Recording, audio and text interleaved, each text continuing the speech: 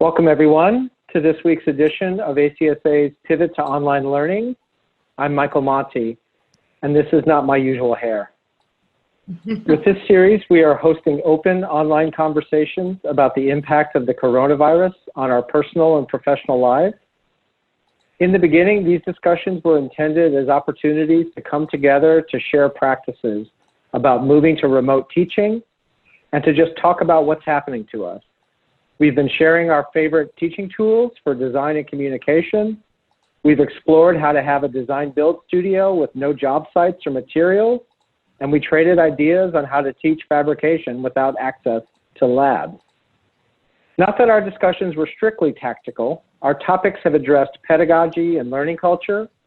We've reflected on how the pandemic is affecting our students and how we can better care for each other.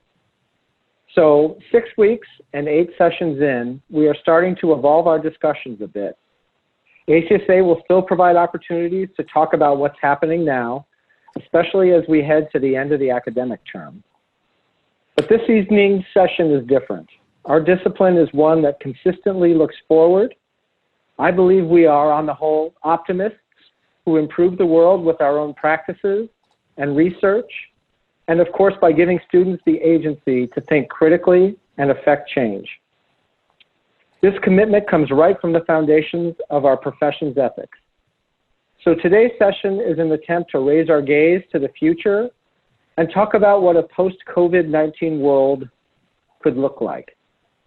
Our conveners will say more about the theme in a moment. Let me say first that this session is a bit of an experiment. We've created 4 breakout groups in which to have concentrated discussions. If you pre-registered before 2 o'clock Eastern today, you selected a breakout group already and got an email confirmation. Zoom should automatically send you to your selected breakout group when the time comes. If you did not register before 2 o'clock Eastern today, we ask that you type into the chat what your preferred breakout group will be. Carol Mannix from the ACSA is running our technology today. She can make the breakout group assignments and answer questions should you get stuck. Because there are a large number of people in the session today, we ask for your patience. Carol will make the assignments and answer questions as quickly as possible. We ask that you mute your microphone if you're not speaking. Zoom has a raise and lower hand feature that you can use if you want to speak. That's available in the chat function, and you can see whose hands are raised or lowered by looking in the participants window. So thanks very much. Let me turn it over now to Kim Tanzer to start our discussion about the theme. Hi everybody, welcome, and it's great to be here and to see familiar faces as well as many new faces. And thanks for sharing your Friday evening to discuss this important topic. Our hope today is to begin to look past the current crisis and toward the next weeks, months, and years after we have gone through what we're currently experiencing. I want to reference an article that some of you might have seen that was published in the Medium publication platform that was called The Hammer and the Dance. And it talked about the need right now to flatten the curve of COVID-19 using a hammer to really aggressively stay at home, social distance, et cetera, all the things we're going through, get more equipment, and et cetera, et cetera. But then following that, the dance, which would be hopefully where there's a flattened curve and fewer people becoming contagious and sick at any one time, but during a period of time that could last for months or even years. And the question that I began thinking about following a brief conversation with Linda Samuels online was where do we go from here and how can our community contribute? Architects and architectural educators are really good at thinking about the built environment, and among other things, this is importantly a spatial problem. But we're also really good at inventing and creating and imagining new futures.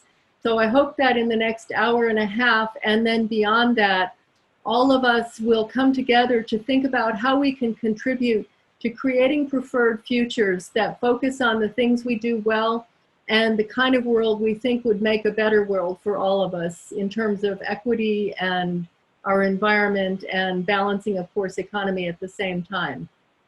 So we look forward to robust discussions and to action items at the end of the evening. Thank you for being here, and I'm going to ask Tom to add to that. Good. Thank you, Kim.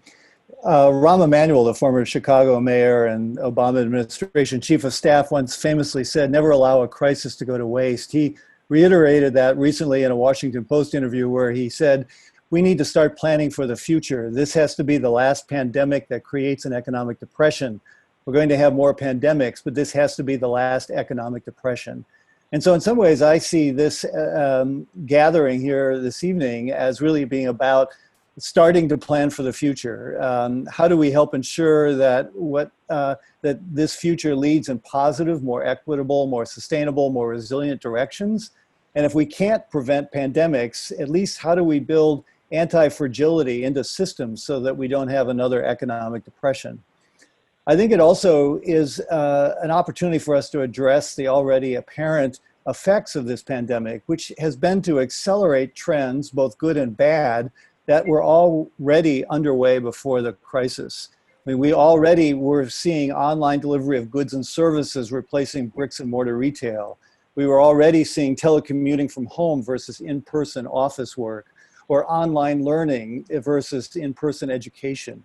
And we were already seeing the excess capacity in some systems, as well as multiple unmet needs in others. And so in many ways, I think as we start to plan the post-pandemic future, it's an opportunity for us to think about what these trends are leading to and how we can shape them in ways that are positive, that deal with the inequities, the instabilities, and the fragilities of the systems that we've had in place. I think this is also an opportunity for us to position the architecture and design fields to take a leadership role in this visioning process.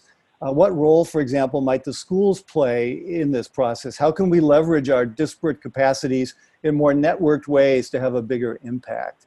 And what does this suggest for the skill set of architects going forward? Might social entrepreneurship, systems thinking, and a sharing economy strategy become more of a part of what design education involves? And what does this suggest about the future of the profession and of practice?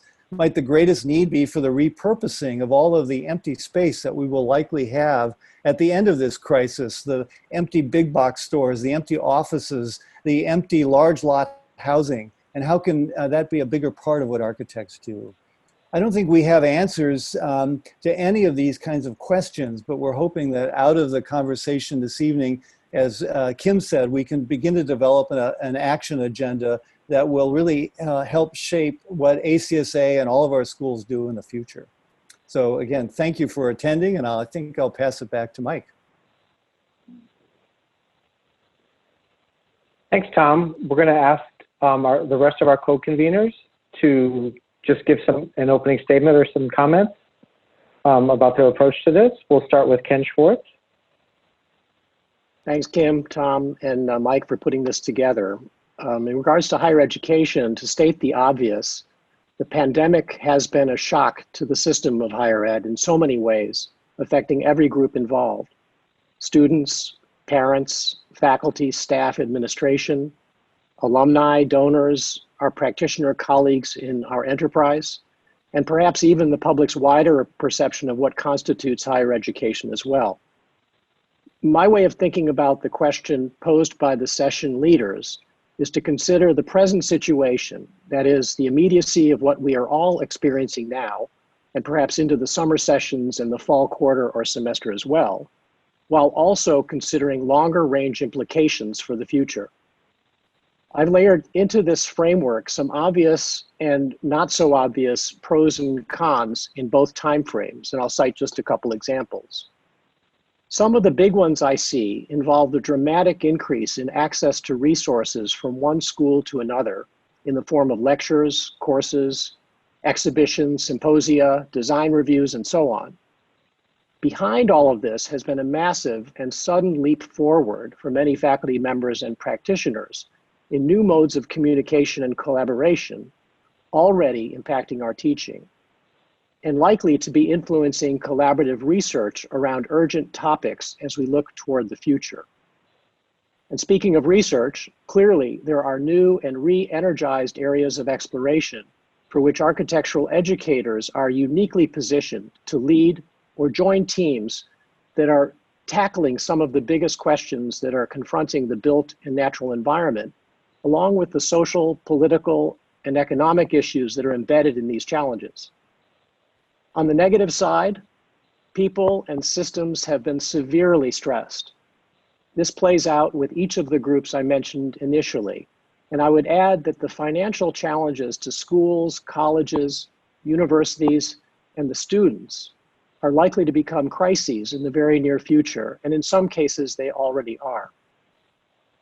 And have-nots and haves could increase, the disparity could increase further in some alarming ways. There is, of course, a looming question about how the sudden shift to virtual instruction caused by social distancing now and perhaps into the near future might affect admissions and retention of our students.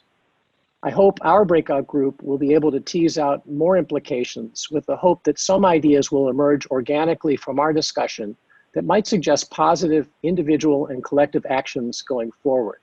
I'm looking forward to these discussions, and thank you. Thanks, Ken. We'll turn now to Steve Luoni. Well, thank you. And thank you for putting this together, everybody, and giving us a chance to reflect on some important issues. What I'd like to spend a little bit of time thinking about tonight is resiliency, and resiliency is a public good. Keeping in mind that resiliency is the ability of complex systems to bounce back from and even thrive amidst disruption.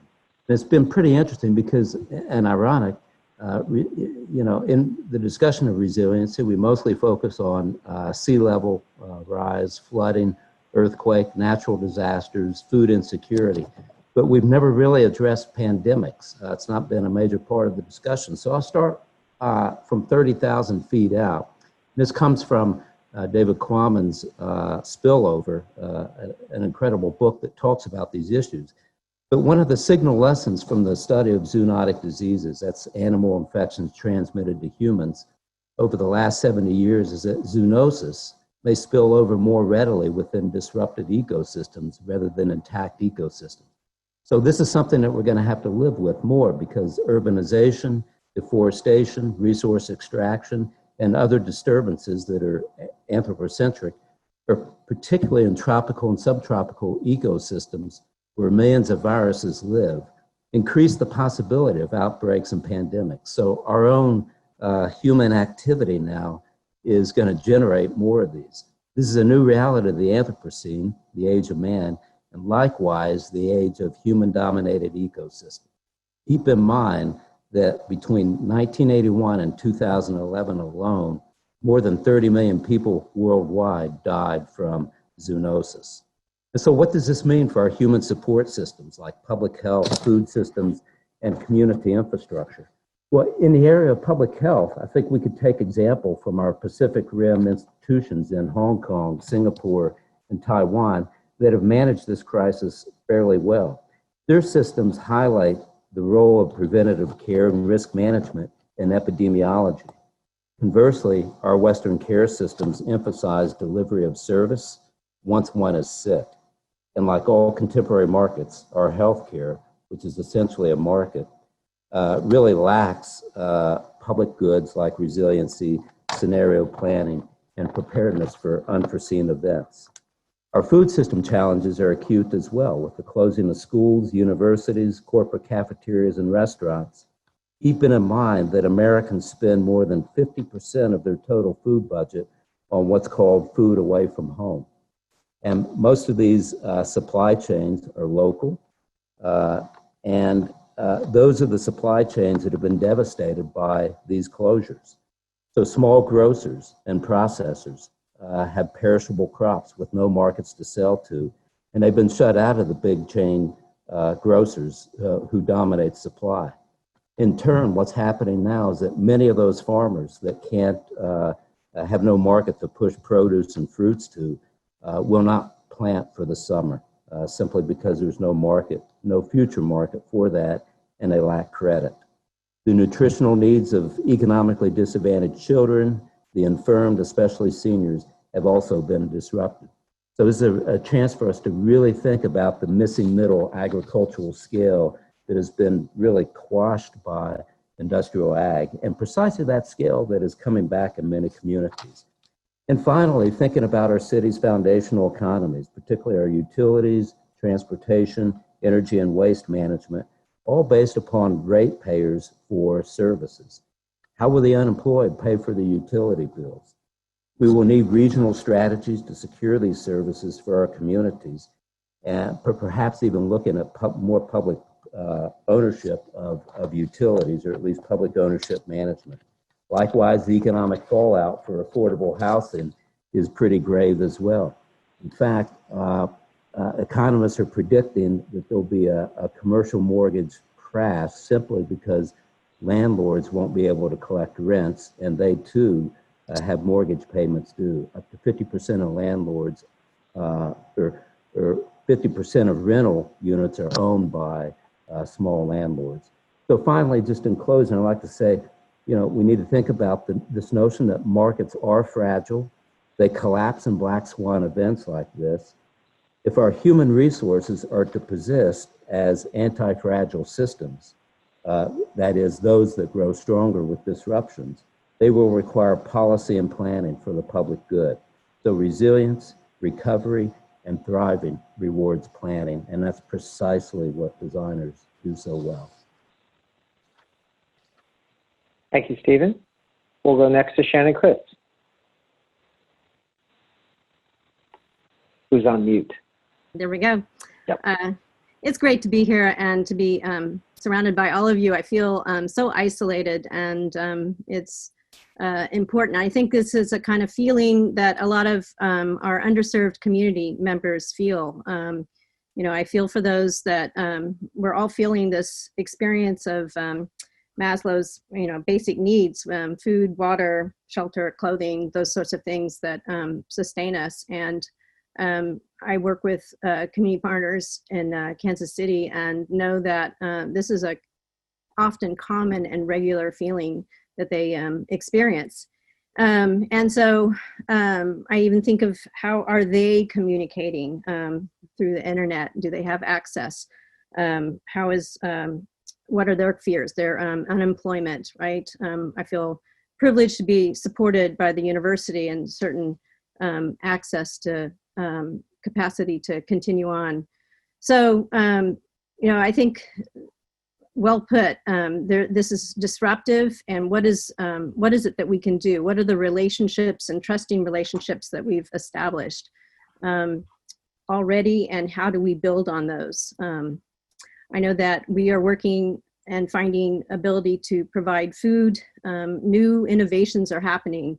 Local farmers are coming together, providing food to the front steps of our communities, new ways of curbside deliveries, all of these sorts of new ways of relating to each other and getting to know each other in this kind of odd way of disconnected yet connected in a new local economy. So I'm interested in thinking about what does that look like as architects in designing the public streets, the public life of our cities, of providing the services that our underserved community members feel are disconnected from on a regular basis. What is the role of design in making basic needs available? So I'm looking forward to hearing how what relationships are established, how we build on those for our communities, and what does design look like in the terms of urban design, of architectural design, of just everyday engagement, and what might that look like? Thanks, Shannon. Elgin Queckley next, please. Great. Thank you very much. And thank you for the opportunity to be with everyone. Thinking of economy and equality, my thinking for today starts with my New York City relatives, especially my 80-year-old aunt. I think of her living in the typology I long studied in architecture history classes. A lot of designs of density now a danger to her. Our family followed north like many other African Americans as part of the Great Migration, fleeing the design systems and spaces of Jim Crow South. Now heavily reflecting on statistics emerging on African Americans and deaths from the virus, ProPublica reports that Chicago at 6 times rate of whites and at 70%, 2 times in DC, 46% of the population, Louisiana at 70%, Milwaukee at 81. Linda shared with me earlier today that all of the deaths in St. Louis are African Americans. Dr. Kamara Jones states that COVID is just unmasking the deep disinvestment in our communities, the historical injustices, and the impact of residential segregation. Teresa Wang, Program Director of Design Futures, also states that COVID-19 has made visible so many inequities in our society and policies, and how our most vulnerable are not only at risk, but in neglect. It has also redefined and expanded vulnerable populations as well. But she also gives us this. As a counterbalance, so many grassroots networks of mutual aid, support services, and public health has made it possible to imagine a new future as people are building social and physical infrastructures of care as we speak. Here in Charlottesville, I've been thinking about this heavily and thinking and seeing designing with love, care, humanity, kindness, and empathy as a mission, sharing economies all around us, and financial support mechanisms from university to community. It's in the physical 3D printing of masks, face guards, and PPE, but also in the aid in constructing temporary hospitals and emerging spatial practices for social distancing. So I'm looking forward to discussing in our breakout groups stages for next steps, tangible, inclusive design thinking we can take in this shift to reconsider a more just approach to economics and social equity. What role might inclusive modes of production and new means of economic exchange play? And also, how can design act as a tool for social equity and positive change in underserved communities facing the reality of our unresolved past and an uncertain future? Thank you, Elgin. Our last co-convener is Linda Samuels. Hi, thanks everyone. Thank you ACSA for organizing and for Kim and Tom for inviting me. Kim and I are going to be convening the density and mobility section, and I'll make it brief, but there's a couple ways I want to think about this prompt of density and mobility. It's presenting a wide range of both challenges and opportunities at this moment. And as you've heard from everyone before, there will definitely be overlaps in all of these different topics. And this is no different. I'm structuring my thinking around looking at this problem through multiple scales. So the national and kind of mega regional scale of interconnected systems, the city and metropolitan region, and then the neighborhood and the block. National scale infrastructural systems like mobility in particular are usually the place where mega projects get funded, where they're able to coordinate across large jurisdictions. But the problem right now is that there's obviously a rigid and slow-moving process and very unadaptable. It's also being heavily controlled through political will.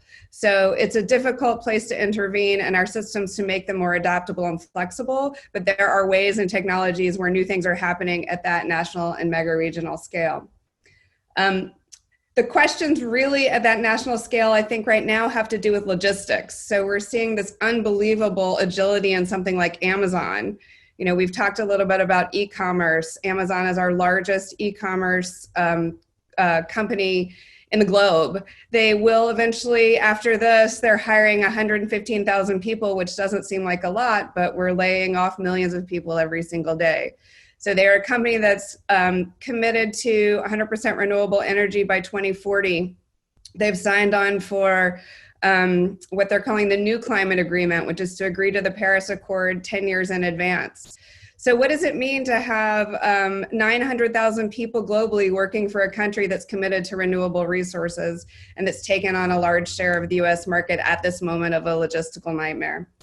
At the city and metropolitan region, we have a different kind of political set of relationships. So these are areas, the metro and city scales, that are mostly mayoral territory, and mayors are taking a real leadership role in this crisis right now. They generally have a deeper understanding for the regional needs and the regional potential, and they legislate with an eye towards resource sheds. So they're thinking about food sheds and watersheds, transit and bike networks, and other kind of local needs for their more local community. But they're often underfunded, and they're dealing with battling competing interests. So we have the rise of gentrification on the one side and the fight to keep people in place on the other. So here, though, we're seeing a real rise in the potential for cross-agency collaboration, for the equalizing of the distribution of resources, for innovative agglomerations, coordinated health and medical responses, and an integrated resource chain. So that's all relying on sort of local leadership. At the neighborhood level, this is really about people and relationships. And I think one of the most interesting things to talk about here is the relationship between social distancing and social cohesion. So here is where density is going to be one of our largest questions. I think density will definitely receive a lot of the brunt of the fault for the spread of COVID-19.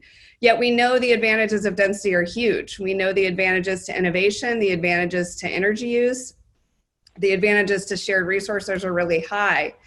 So how do we position ourselves as architects, landscape architects, urban designers, and planners to think about the significance of density in the coming future of urbanization? That's also the scale where we think about slow speed mobility the most. So we're seeing road closures as an opportunity to provide greater space for biking and walking.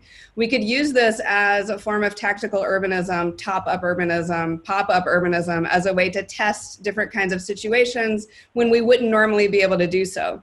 We are also seeing cities that are fast-tracking projects in ways that they wouldn't able to do otherwise. So Los Angeles is fast-tracking the Purple Line metro expansion, and Beverly Hills has agreed to close Wilshire Boulevard entirely to traffic. That's going to save millions of dollars and increase the pace of the project by 3 to 6 months. So there's opportunities to work at the small scale and the large scale. The macro and the micro are integrated. So at the national scale, we're going to focus on really speed and agility, equitable access and distribution, all with zero emissions. At the city and regional scale, I think we're going to focus on resisting the condemnation of density and to make all infrastructure next generation infrastructure.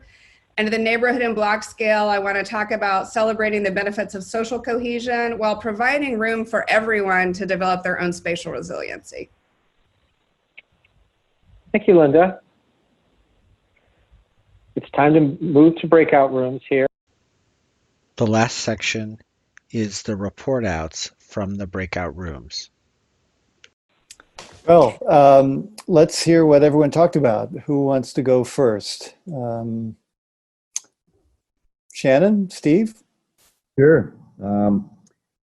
Yeah, it went very quickly, but I'll start with, I think, two very good insights that bracket our conversation. And I'll start with the first one, suggesting perhaps we don't go back to normal. In thinking about disruption as the new normal, this goes to what you mentioned earlier, Tom, the anti-fragile, and perhaps you don't bounce back to where you were. You actually use these kind of opportunities to grow stronger and build something different. And so that's the opportunity in this.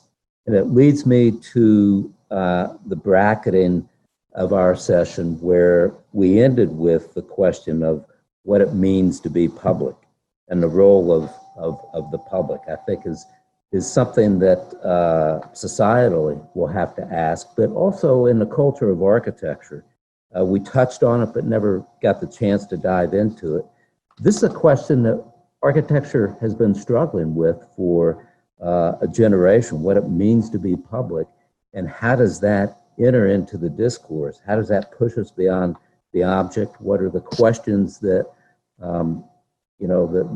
that we need to cast in education and in scholarship? And in between, there are some good thoughts that may bring that out. First of all, the focus on space and design. There is a question: what assets are out there that are underutilized? And talking about gardens, the Victory Gardens as an example, people who plant gardens in a time of food insecurity. Along with that, pop-up supply chains through a mobile market. So there are all sorts of ways that grassroots can contribute to solving community problems at the immediate and short-term scale. This takes partnerships as well. Another notion was a Bill of Rights, and talking with our students and one another, in terms of city housing, thinking about the 15-minute city. What kind of rights to services do we have? I think it's going to be a very important question, again, not only for architecture, but in this year, the election, going back to what moves between policy and the market? What does everyone have a right to have? And how do we be entrepreneurial? That was another question brought up. We can talk about these issues, but in all the professions, not just design, how do we be entrepreneurial in the public interest, particularly in a time, and I would add this, in a time of staunch neoliberalism, where the market has a stranglehold? What kind of opportunities and tools are out there to be entrepreneurial in the public interest? One notion was the benefit company, which is a consortium of public-private nonprofit partnerships, a hybrid which pursues proof of concept projects. And of course, going back to schools, our systems are changing. Not only will this be a disruption for health and housing and food, but also for education. How will students recast their objectives? What are they going to demand? We didn't get a chance to really dig into it, but how does design education and architectural education connect, and how does it deliver services in another way? And how does it meet those objectives, which don't always come from us, but actually comes from constituents, which actually kind of turns education on its head, where, as instructors, we set the frame. Now that stakeholders are pushing back, suggesting how we may teach and engage differently. So I thought not going back to normal and what is public kind of highlights the issues that surrounded our discussion. Great. Thank you, Steve. Let's see, Kim and Linda, do you want to go next? Linda, do you want to take the lead? Or not? Your choice. Unmute. Why don't we both contribute? Okay. I will start. There's just so much to talk about. So I think Kim ended our session by saying, more time. We need more time is what we need. A few takeaways, though. I would say the first is really to remember that all of our infrastructure systems are a collective good. So we were looking at mobility and density, and to maybe pivot away from private interest infrastructure or unproven technologies that might create large investments that don't result in the kinds of cities that we want, and to capitalize on the strength of existing systems and how we might restructure and repurpose those systems for the challenges that are now being highlighted in terms of our weaknesses, I think in resilience in particular. And then how might we think more specifically about distributing the benefits that these infrastructural systems provide? Because this is clearly another reminder of the depths of our social and spatial inequities in this country. I think there was concern, the recognition that we're at a moment where we should also capitalize on the advantages we're seeing in the mobility reduction. So air travel came up as one of our most greenhouse gas intensive kinds of mobility, and we're seeing a lot of advantages in terms of air and noise pollution reduction. So you have a lot of underprivileged communities that are in airport rights of way. And so what does that mean for being able to not only take advantage of the real benefits of those reductions, but also to use this as a time of experimentation? We can measure things. like a complete decrease of air travel that we could never measure in a normal world. So let's capitalize on this as a kind of research opportunity to figure out what the advantages are of a low car, low air ridership. Something that was obviously important to the density group is to recognize that we have to perpetuate the conversation that density is not the problem. So if you look at the number of cases and different cities and the kind of control of the spread and the flattening of the curve, it's not necessarily the densest cities that are seeing the highest problems or the most deaths from the disease. It's certainly related to politics, political will, but also the role that the individuals are playing and their willingness to put the collective first, which, you know, we are challenged to put our collective first, I think, in this country in particular. And I think maybe the last thing, and then Kim, if you want to add some things, we talked about very briefly at the very end about sort of how do we make all of our infrastructure next generation infrastructure, so that after we go past a relief stimulus, a relief package, and we move towards something that might be a stimulus package, how do we make sure that we're no longer investing in obsolescence, but that we're looking at ways that we can prioritize sort of local, city, and national needs in ways that are multifunctional, flexible, and adaptable, symbiotic, micro, and macro in terms of scale. And I'll just add to that we had discussions about the role and shortcomings of institutions, especially governments at different scales, and the ways that we're working around those, going to Steve and Shannon's discussion about grounds up versus top down. And we also talked about creating many experiments, perhaps, rather than throwing a lot of money at big ideas that may or may not work. Placing a lot of small bets. Thanks, Linda. Yeah, thank you both. Good. Elgin, do you want to talk about our group?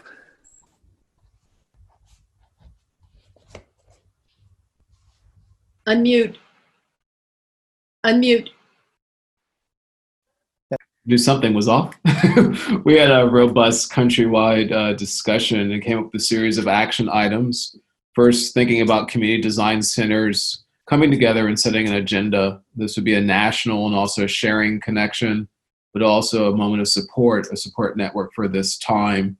The idea that these diversity of projects would help us understand each other, but also help make a national position amongst the centers. We talked about visualizing the inequities driving decision-making. And now that this is more important than ever, the realities of talking about the data gaps that are existing that we're seeing, but also highlighting populations that aren't being discussed in this connection. The idea too that these visuals that we're starting to see could actually help inform the public, and we as designers have that skill and talent to do so. Looking at the idea of a themed year, this came from Woodbury, this idea of wellness for next year, past years being sustainability, but being more than one school, working together so that it can be supported and there's supporters for this, but this idea of a theme year then charges us as architects, designers, and also educators to move forward.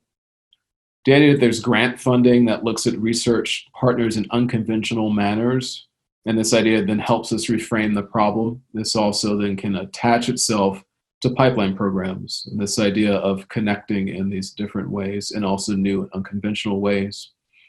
Setting up equity surveys so to make sure that we're connecting with students about access and fairness.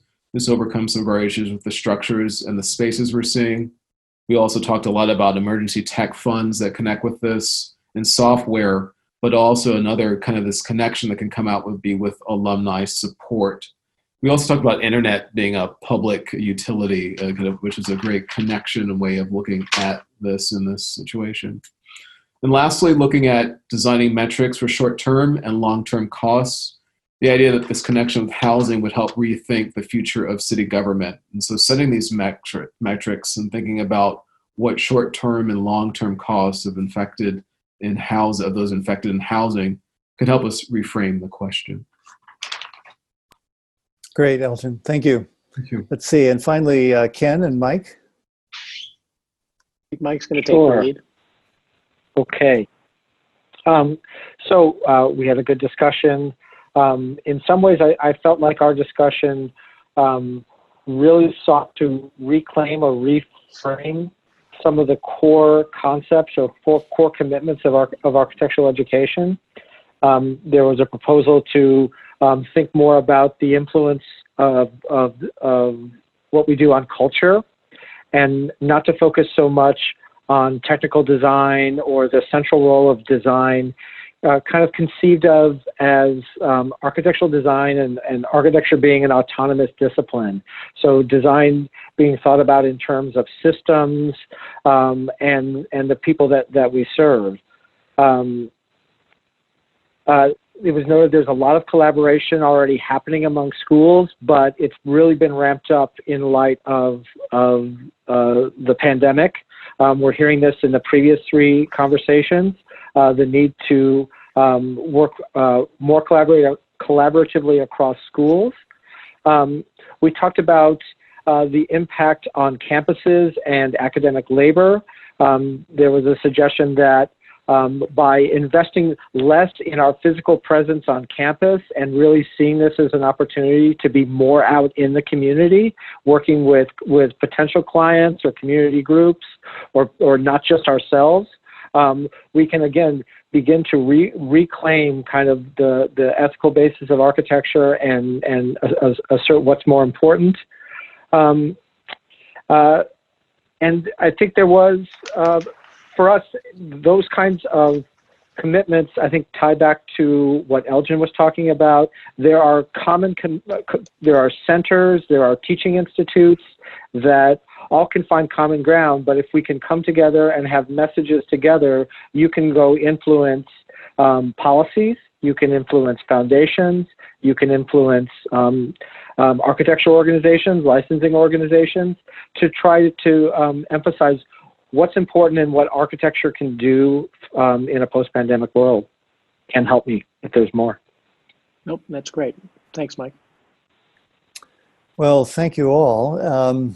Let's see, Kim, did you want to make any concluding remarks? I certainly think from our point of view that we hope this is the beginning of an ongoing conversation around this issue, that I think that there are enough things for us to talk about around the post-pandemic reality that we're hoping that this is just the start. So, Kim?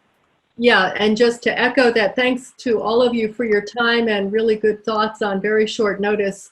The conveners will be meeting briefly after this to think about next steps. And I think what's most obvious to me is how much there is to do and how many smart people there are and caring people there are in this group to start doing those things. So plan to hear from the ACSA again very soon. Thank you.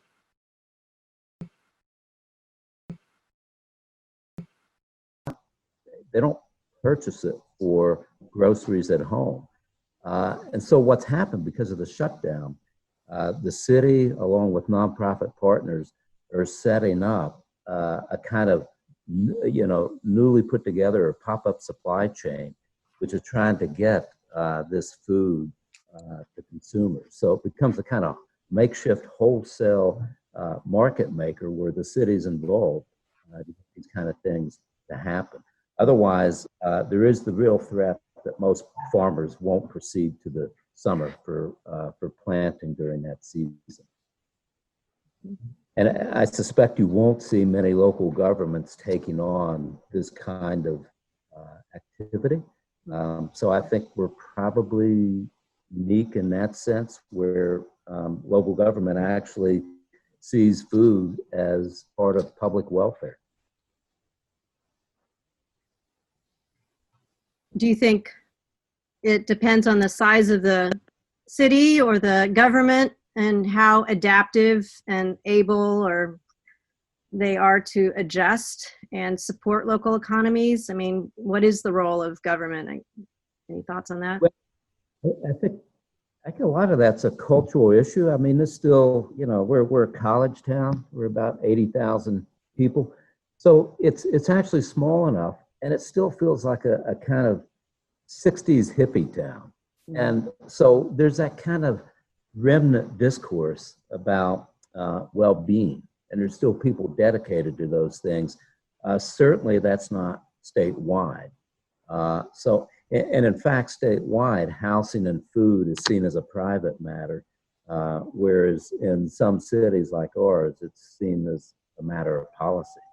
And so I think that's going to be the big arguments and debates ongoing. Jonathan asked about what's normal. Don't go back to normal. I think we're going to see some things, particularly public health preparation, become part of policy.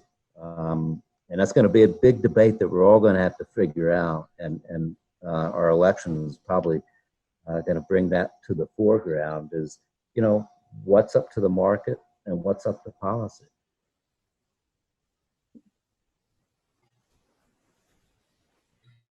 Anybody else have thoughts on public health topic?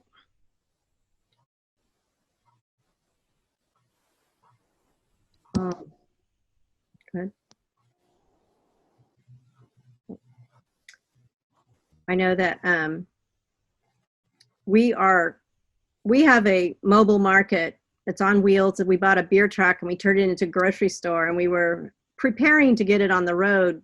But what's interesting is we now have, because we probably have 50 partners, I'll just say, through public health, through nonprofits, through local churches. We have a community advisory board. We had these relationships, these trusting relationships in place. And through public health and others, we now have a network to recognize the folks that are in most need, right? Those that need to stay home because of preconditions or age. And we're able to mobilize a prototype that we already were working towards. And I think that's an interesting thing. It all depends on these relationships, this trust, or how have we developed how we work together, who's at the table. I think it's designers and public health and civic leadership and the resident that knows how it is, right? Like, they bring so much insight and understanding of what their community's needs are, and we need to pay attention and lift those concerns as part of the process. So this is something that's close to my heart. I've been working on projects like this for a long time. It's interesting. It's so ironic because it's all about engagement and being out in the public and gathering opinion, but because I think we've done a lot of that work, we have I think a fairly robust network of people that can put something in action, like this mobile market I'm talking about. So it makes me think that we need to teach our students and to kind of create opportunities where they are practicing these skills of collective thinking, of listening to community, really being, I think, in the field. It's so, we can't go out, but yet we need that knowledge. And for me, I'm just really grappling with what is the new normal look like, right? That this has got to be part of education, this capacity to work with others, to bring insight together, and to look for design projects that deliver a better public health, a better food systems, these basic needs that we have. Sitting here in my house, it's hard to, I'm at one level I feel a little bit frustrated because I don't know, I feel I'm grateful that I have these relationships to do something, but I also feel like I don't know what the next year or two is going to look like, and how am I going to do the work that I think needs to be done in terms of really engaging people and understanding how to be the best designer we can be. We can develop theories, but I think it really has to be integrated and part of larger conversations where people come together. Anybody has any ideas? Anybody do engagement work, community engagement, and have your students out there with others? Well, I'll jump in again. Sort of like Jonathan, I've been on the receiving end of silence. I was teaching a studio that was a design build studio with the city of Alexandria, which is where my program is. Mm-hmm. And we were ready to go into the build, and now we're not going into the build. And so the ripple effect of this sort of cascades through the city and their goal about making parklets and public space, and also the fact that students who'd signed up for this opportunity didn't have this opportunity. So they've recalibrated, and what was a big project where everyone was consensus-based and we were going to build together, they decided to sort of work in 3 different groups. One group is taking on the task of doing a full set of drawings so that next year a different group could build it, if we get the chance to build it. But then the 2 other groups are looking at, well, what can we offer the city if we're not going to give them a parklet, which is what we were going to build. And so one group has taken on the task of looking at master planning issues and to help give advice to what would you look like, what would you look for if you were broadening this program. And the other group's looking at sort of the molecular level of prototyping chunks of this. They went through a period of real frustration before we could come to terms with what to do. But it's interestingly, again, trying to look on the bright side, it let them all kind of take ownership in a different way. But it's raised, I wanted to get back to a different issue about sort of what's our role as design educators in getting our students to pick up this challenge, because their generation of practice is going to be affected by these issues. And it makes you think about, how do we get them to think about a kind of Bill of Rights for urban dwellers, a Bill of Rights for housing.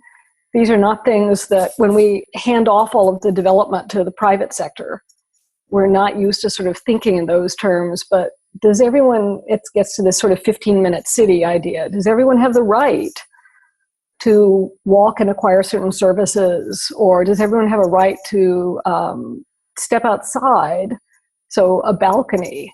And I think these questions, instead of thinking formally, to provoke students to think about housing and workplace and civic spaces, in that sense, and the political pun, the political trope is intentional, is to get them to think of things like, you raise the question of public good. And it seems like this is something that is in our portfolio, in a way, to get students to think that way.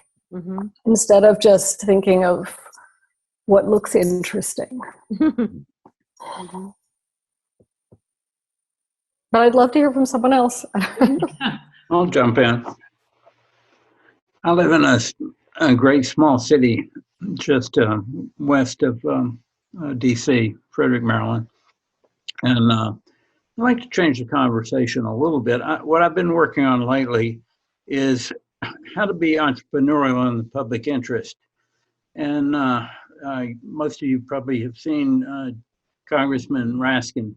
He invented something about a decade ago called the benefit company. And I've started about 3 of them. And one of them is called One Frederick Partnership, because we really don't have a one overarching organization. The government changes every 4 years. And so for 2 years, they're talking bad about the last administration, and for the next 2 years, they're running for the next one. And we have a huge number of nonprofits, but they're all fighting over what they think is too small a pie. So I think there's a hybrid organization that's really needed, which I'm developing now with a bunch of friends, which would be entrepreneurial in the public interest, like I said before. But I think that is a hybrid that is really needed, because our other organizations aren't working all that well. And I'd like to throw that out there and see your reactions. When you say hybrid, does that mean different expertise, different well, it's really trying to combine the best of the private, public, and quasi-public sectors. Plus, yeah, we have a wide variety of different types of people: communicators, designers, organizers, organization development people. Mm-hmm. So it's essentially a network of independents that are working together. Are you doing that through the academy, or is this a private? How do you do that? Actually, aside from school, I've never been in academics. Okay. So I've been in the public, private, and quasi-public sector, and I quite understand all the limitations of all of them. And I'm trying to look at the best aspects of putting them together in a way that actually uses that nasty word capitalism in a better way. And Alan, the benefit company, is that driven by a project or a realm of influence, a set of expertise? We're looking at projects as proof of concept. I've put together about at least 24 projects here just in this small city that absolutely need to be done, but the government can't do them. The private sector won't do it under the same kind of restrictions that they're just looking at the bottom line. And unfortunately, I've tried the nonprofit sector, and I find that you get a lot of people that have full-time jobs that can't devote time to actually doing anything, or you get some people that just want to put it on their resumes. And the worst people are the creeps that lead to mission creep who micromanage nonprofits. Nice. Just to shift the conversation a little bit back to higher ed, maybe, in the sense that teaching in New Orleans, we've obviously felt the effects of the current crisis vividly, and felt the effects of another one 13 or 14 years ago. And I think there's an opportunity here for schools, not in the short term, but in the long term, because all of a sudden prospective students are recasting their gaze on what matters in the world, and perhaps will renew their interest in architectural education and in education beyond, in engaging the important fights, whether it's about the environment, public health, or many of the topics that we've talked about. And so I think it's really, in the Katrina context, it was highly localized. This context, it's global. And so I think we all have an opportunity to find ways within our institutional structures and contexts to find ways of mining that. I mean, we're in a situation right now where international students are going to disappear, and we have to find ways of engaging students in our local environment and in our national environment.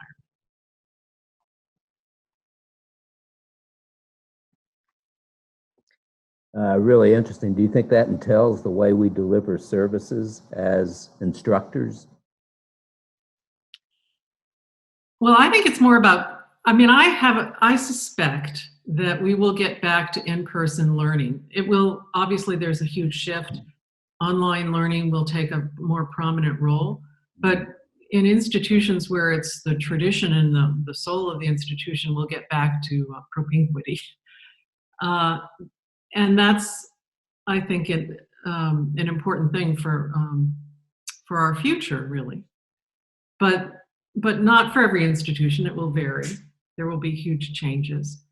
But I think the kinds of efforts that have been inaugurated in previous disasters, in terms of, people have been talking about them. Shannon was talking about initiatives.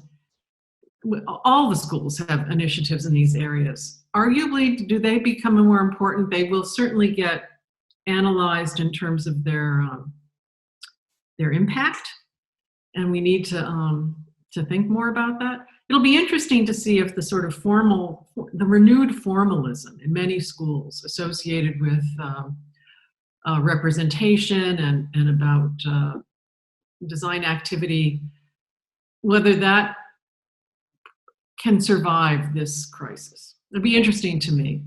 A lot of the issues I see in this social injustice, because I don't really live in that world primarily myself, but I don't see how you get out of this crisis without realizing that healthcare has to change, that the political environment has to change, and that the gig economy, everything about what our students are going into and about what the huge masses of our population are living through, that nothing about the way our economy works will work anymore.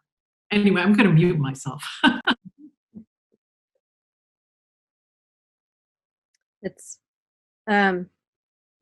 if we had to take we're supposed to leave this conversation with action steps. So it's interesting to me to think about what were the lessons learned with Katrina and the impact at Tulane, right? And is that an action step?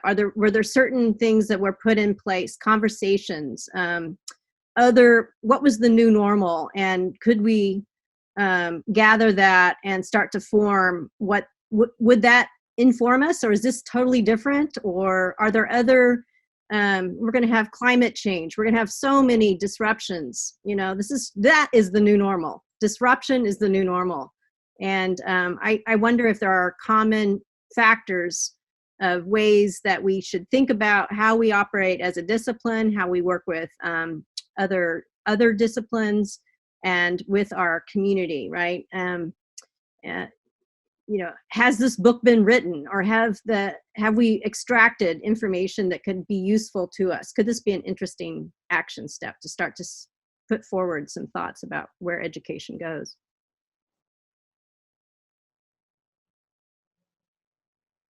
Maybe. Well, the one additional thing I would say is that, Tulane had to, not talking about the architecture school, but the university broadly, almost didn't survive. I mean, there were, without the generosity of many other institutions and skill for leadership, we would not have survived. And they rededicated themselves and developed an identity associated with public service. And it became part of every discipline within the university.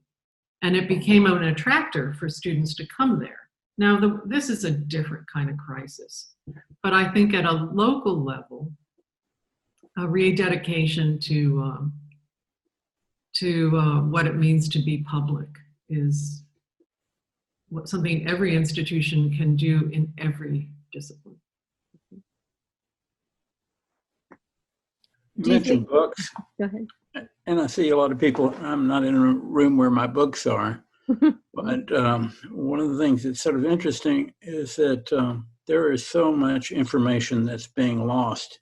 Pre-web information, and we got to share that with normal human beings who aren't, we've created this situation where specialists, architects, planners, have their own language.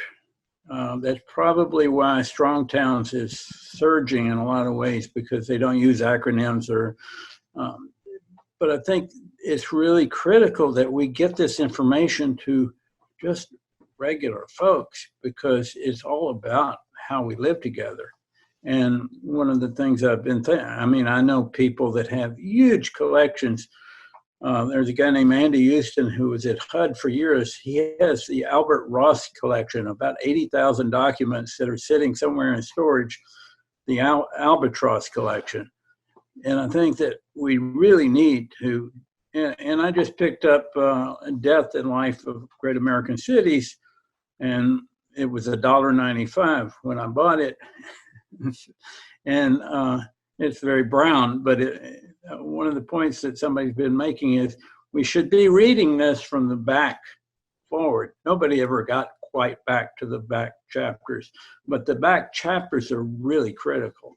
And I think we can read we don't need to write a new book. We need to just look at all the stuff that has been done in the past and bring that together, digitize it, spread it to all the institutions, and spread it to all the libraries. And we have a great library here, but we have a terrible, awful little section on planning and design. It's miserable, because that's something some people think, normal people think, that's the purview of the bureaucrats and the architects and planners, and I think that's a big deal. Jonathan Massey, offered up a action step, which I think is interesting: design supply chains intentionally, whether that's food, building materials, or student enrollments. Thanks for that. I mean, that's interesting. It's really pushing the boundaries of how we define what architecture is or design, right? At some level. But it seems to be these things are spatial, and they involve relationships and the way that we use our design thinking skills to critique and reevaluate.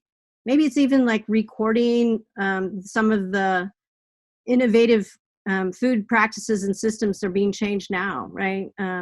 Maybe it's understanding that. I don't know, Jonathan, do you want to say more to that?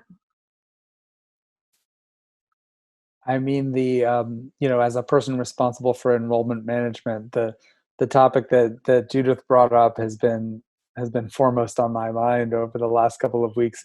And like some of the rest of you, we are doing everything we can to figure out how students can come study with us in the fall, whether that's international students in the age of interrupted visa processing, or whether it's US students who are being hit by financial crisis, or students who aren't ready to pay University of Michigan tuition for what might be an online education.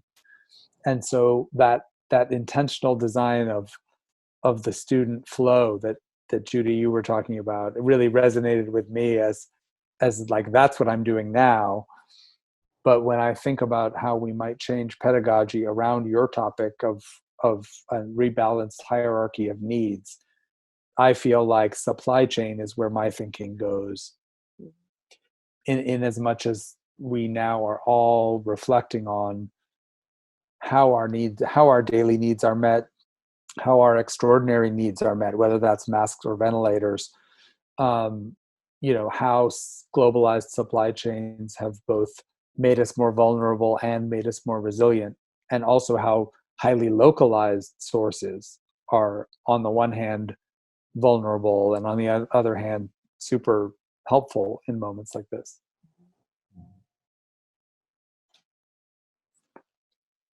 It's interesting. I've taken students abroad, and we went to Switzerland, and we looked at, did you know that the Swiss keep we have tornado shelters, but they have something like a tornado shelter that has food, medicine, guns, like they are, every public building has this, right? Preppers. Huh? Uppers? Preppers. Preppers. So it's just really only the Swiss.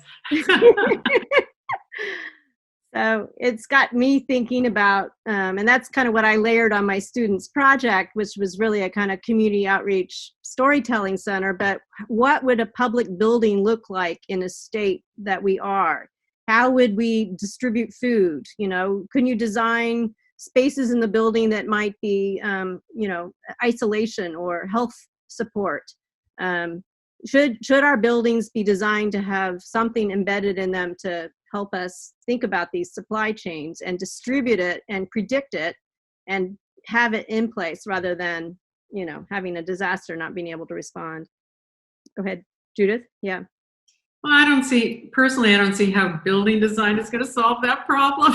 Yeah. But I'm very into the design of the supply chain of our students and of our profession. I mean, I think we have to rethink that in ways that maybe sponsor us to focus more locally, even institutions that are not structured that way. I mean, I'm looking at Jonathan's school and thinking, boy, I wish I was teaching at the flagship university in a state. But I think historically, education was local. If you look back 50 years ago, look at your parents. Where did they go to college? They went to college within an hour drive of their home. Yeah, but I think and so many of us, the taxpayer sources that funded that education have been pulled back, and so many of us have complemented with out-of-state and international students to make up the funding difference. And yeah, that's the system that you're describing as that's the system that's being shocked right now, for sure. We're going to get shocked too. Mm-hmm. Yep. So it looks like we're going to, Steve, you've been taking notes. Can you help share some of the lessons learned in this I group? will. Yeah. Okay, thank I'll do you. that. Thank you all. I really enjoyed the conversation, and it's got me thinking. Thank you. Thanks, Shannon. Yep.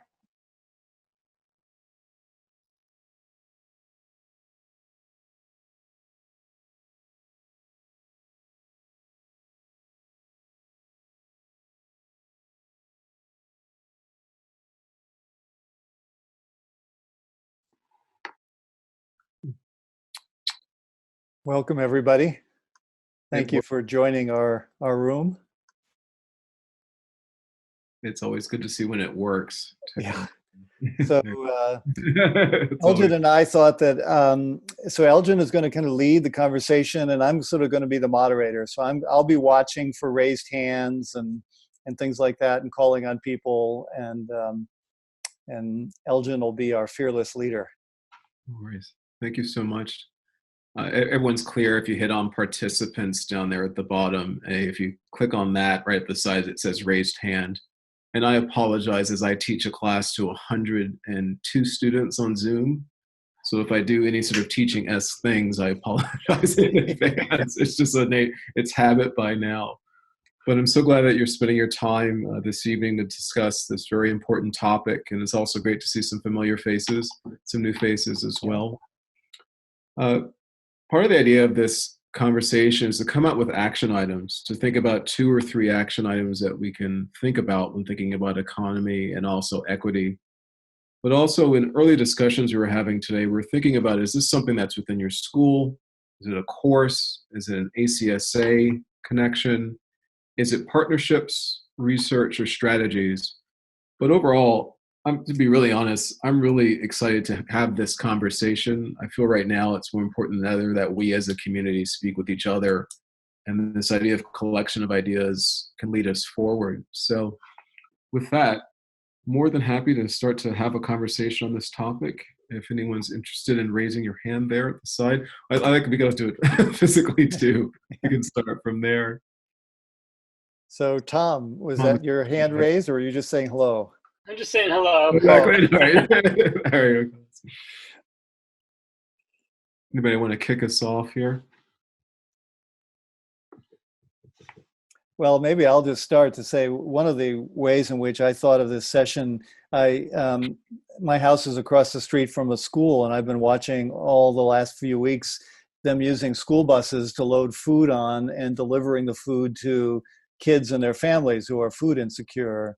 And we've been doing a project in Minneapolis where we've taken the food from Sky Chefs, which are no longer providing food to the airlines, and using our mobility system to deliver food to families that are food insecure. And so one of the things that I think this pandemic is showing is this idea of a sharing economy and of utilizing assets that exist in communities that haven't been thought of for other kinds of purposes.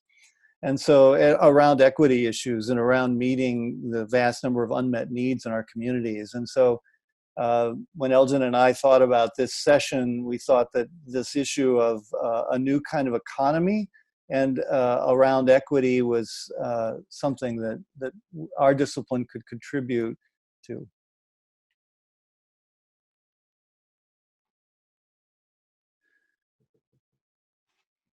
Does anyone else have observations to share? Yes, Ingali? So hi, yes, it's Ingalil, by the way. Okay. Yeah. So I'm in Los Angeles. I'm the dean of the Woodbury School of Architecture here, and we're in Burbank and also San Diego. We're a Hispanic serving institution. So 55% of our students are low income, 75 first gen, and over 70 something are Hispanic. So This is an acute issue with our students. I'm also in Los Angeles, so I'm very aware. My daughter is 11, goes to public school, and just seeing how many, I think our superintendent of LAUSD said something like 30% of the students in LAUSD in the first week when they shifted to online learning disappeared. And most of it was because of access to technology. So one of the projects that I've been, first of all, when we moved online, one of the first things that we did was distribute laptops to all of our students who didn't have them. The second thing had to do with a lot of them, not a lot, but probably about 10% of them did not have access to internet. And these are college-age kids, so you can imagine how much more amplified that is in high school. So one of the projects that we've been considering is working with our board to, we have a really strong LAUSD pathway project where we're partnering our alumni as mentors, which we started about a year ago, to high school students, particularly in low-income neighborhoods, just to introduce them to architecture as a career. And so what I'm working on with the board is a laptop program. And we're just starting this. So the idea is to try to reach out to companies. If anybody has any contacts, would love it. Just to see, number one, of course, there's very inexpensive laptops out there, but also hotspots. And then software is another one that students, especially, these are low-income students who cannot even afford public transportation to get to some of our summer high school programs. So we offer free summer high school programs, for example. So even, you know, $20, $30 can be a barrier for them. So I guess that is obviously an acute, immediate need, but I'm thinking, you know, as Ken said earlier about our fall enrollment, I mean, it would be too bad if these small, or what we would consider, we privileged people would consider small barriers, if even those would prevent some students to entering into our profession. So that's just an example of some of the projects that we're considering. And if anybody has any suggestions or recommendations, I would love to hear them. Good. Thank you.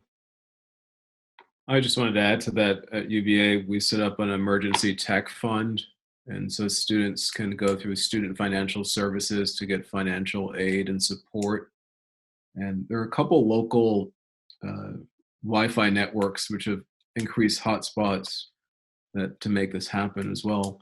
But one thing I've been thinking about deeply is how a lot of the programs that we paid full price for are now free and accessible, which brings out a larger question about the tools that we use and how we set up actual barriers to some students at a certain point that are now fully accessible, which asks from some larger questions. What's happening with Adobe, a good call.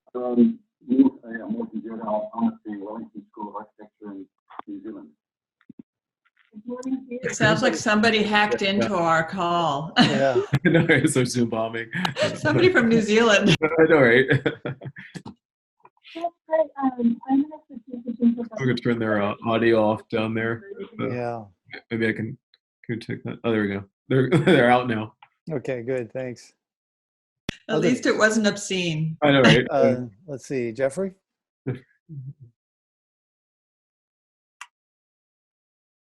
Myself. Can you hear me now? Yeah, yes, we can hear you. Okay. Yeah, I think great things, great kind of kickoff to the conversation. It seems like there are maybe two strands of thought that are kind of being maybe teased out from kind of the initial conversations we were having. One is this kind of meeting the kind of immediate needs of our students, of the communities we may work with. And I think that's one track of thought. The other is what seems at least concerning, at least in my institution, is some of the more shock doctrine kinds of things that we might start to see. Tom, I think you mentioned, let no opportunity go to waste. And I think we're already seeing, sort of the hammer come down in terms of certain programs that might be cut and these kinds of things. So the Community Design Center I work closely with in Cincinnati is already suspending programming for the fall, which hurts a lot, hurts the communities that we're working with. And so I think that's something I've just been kind of concerned about and thinking about. And it's almost, yeah, how do you kind of push back in a certain way, or how do we kind of, strategically kind of rethink how to, use this as an opportunity to funnel funding, to relook at programming, right? I love this idea of, internet access to laptops, thinking about the internet as a public utility, right? There are ways or perhaps sort of larger strategies to sort of think about how do you create an agenda out of these things. So I think there's both kind of the immediate meeting the needs of the communities we serve, both students and in neighborhoods, but then also these larger structural things that are being more kind of exacerbated in the institutions, in cities, and so on and so forth. Mm-hmm. Great. Susan, did you? Hi, everyone. I'm Susan Rogers. I teach at the University of Houston. Also the founder and director of our Community Design Resource Center, which I guess we've been at it for about just over 15 years, long time. I think we just had a call amongst community leaders in Houston to talk about kind of how, and this is probably not as academic as what might the ACSA kind of be thinking about, but we've been talking about how this crisis is revealing all of these inequities in terms of access to healthcare, access to the kind of capacity to even have your groceries delivered, the disparate impact on African Americans across the nation, including in our city, where 60% of the deaths have been Black folks here. So we've been talking about all of these things like internet. Our students are also, we're a Hispanic serving university, though not at the numbers of Woodbury. Most of my students are first generation. They're also struggling through this. And I think that although they all had internet, I think that we've been talking a lot about health, about dependence on public transportation. I live in a sprawling city, obviously, of Houston, of access to the internet, access to computers, and how all of these things kind of play out in our spaces, and why this is an opportunity to, I think, rethink some of the economic models that we've depended on. And one of the things we've been talking about too is how we're depending on all this kind of gig economy stuff, if you will, in terms of Naomi Klein kind of thinking, to communicate with one another. And we haven't found kind of separate platforms that might be more equitable. We've been producing a resource guide for Houston folks, and that we update about every 3 or 4 days, and we're realizing that we're not getting it to the people who need it. So I guess this is the issue of the kind of divide, in terms of like, how do we get information out via text and other mechanisms? And so it's just like this pandemic just further, kind of exposes the world that we've been building, for the last 50 years, where, the lack of equity and the lack of access to just some even basic things like food are a real problem. So I don't know what that says. I haven't put that into any kind of organized kind of thought, but I think these are the things that we're thinking about. Yeah. Thank you, Susan. Anne? Hi, I'm Ann Yoakum. I am at Tulane University. I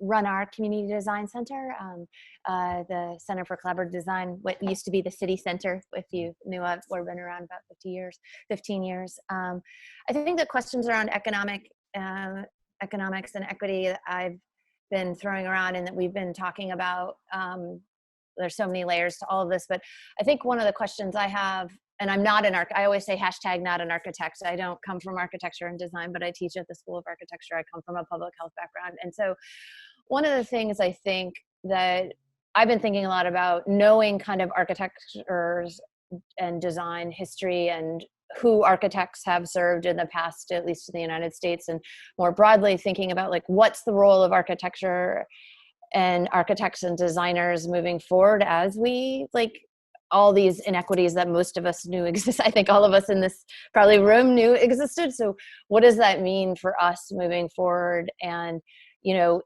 particularly in what will be resource constrained cities and towns and communities, like we're facing $150 million budget shortfall, at least in New Orleans, right? Like that's the number today. And I suspect it will be more than that. And so, I think one of the things that I've been trying to think about is like and our center more broadly thinking about like, what can architects and designers do and be in a moment to reimagine like new kinds of economy, right? Where we in the past, like I say we as architects and like have fed into and are part of the capitalist structure inequity, like we drove some of that, we provide services in a way that drives some of that inequity. So if we were going to reimagine or train a generation of students moving forward, what questions would we be asking them, and what would we be putting in front of them? So I don't have the answers, but I will say to you, I think from the economic and equity questions, we're trying to think about it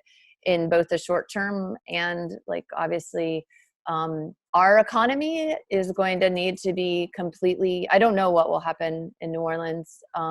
I think you brought up the shock doctrine, Jeffrey, but I think we've got disaster capitalism already at play. So you want to go back to we lived through that a couple times, so we'll live through it again. But our economy, I was here after 9/11 and our economy took a big hit then because of the tourism space, but both our economy and culture here will fundamentally shift in specific ways. And I think as architects and designers, and from this two-lane standpoint, I'm trying to think about like, what do I want to be asking my students to do, and what as a profession what as a center be doing to push the profession to ask different questions and inform these conversations moving forward, not just for our city, but more broadly, like how do we use our visualization, for example, our ability to visualize systems and processes in different ways. Because part of what got us in this mess is like the lack of for some people is like visual representation to explain information. So anyway, that was a ramble, but I think we're trying to think about it on both scales. Yeah, I've been working with a group of economists who are seriously working on a dual currency idea, the idea that there would be another system of paying people to do work in local communities that could then be exchanged in local businesses. Because as they argue, we all still have the same skill set. Everybody is still waking up in the morning with the same knowledge. We lack cash. And so cash is actually getting to be the problem of why there's so many people are unemployed. And so how can we employ people using more local means to do that? So, I mean, I think that the pandemic is raising whole new economic models that would have been thought impossible just 6 months ago.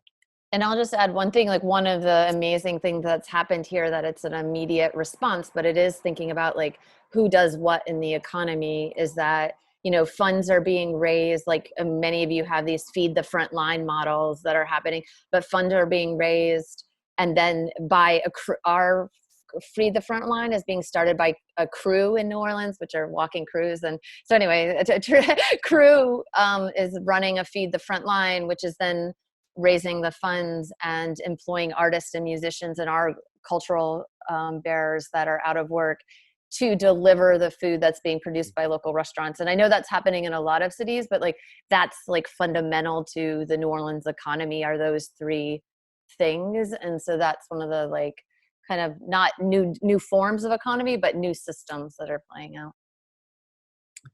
Yeah, and I wonder if there's roles we could play as researchers. Tel Aviv, for example, has a new city coin, which is basically Tel Aviv has its own coinage and is using that to put people to work. And so are there things that are working elsewhere in the world that we might think about for the US? I think there's another role that we could play as academics to sort of scan the globe for new models. Anybody else? Other thoughts? Yeah, Tom?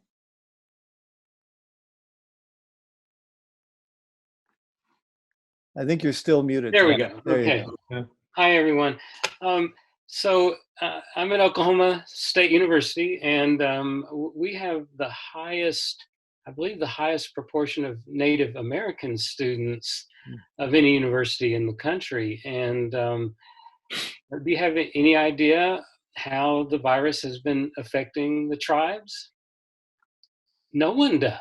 Yeah. Right? It's a virtual news blackout because it's just been overshadowed by everything else. And I guess that's my little lead in to say that we may be, especially as academics, needing to look at the data gaps, that will help overall the theme of this breakout group, that we're finding that there are these big things we don't know about different populations in the country and different strata and what's happening, with Native Americans in regard to the coronavirus. Yeah. We don't know anything about it yet. A role for research, though, Tom.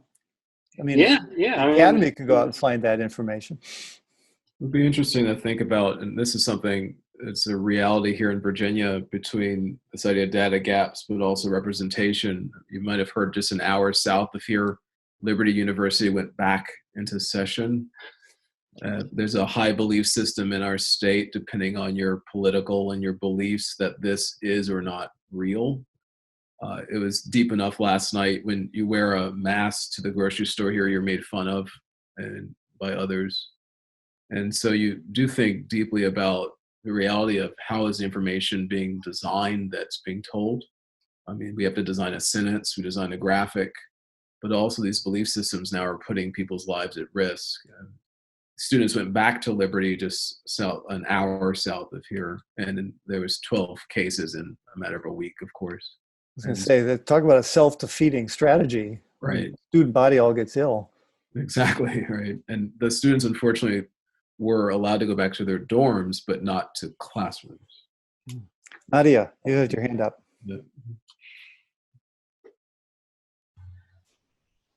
Okay. Hi, everybody. I'm Nadia Anderson. I'm at the University of North Carolina at Charlotte. And I can't find the paper where I had the source, but Tom, I actually saw some statistics about Native Americans. It's generally speaking, much higher rate, similar to African Americans. And, it says correlations being made with issues related to, diet and likelihood of type 2 diabetes and things like that. It's something COVID something.com. I can't remember what it is, but it has pretty current statistics that are broken down by state.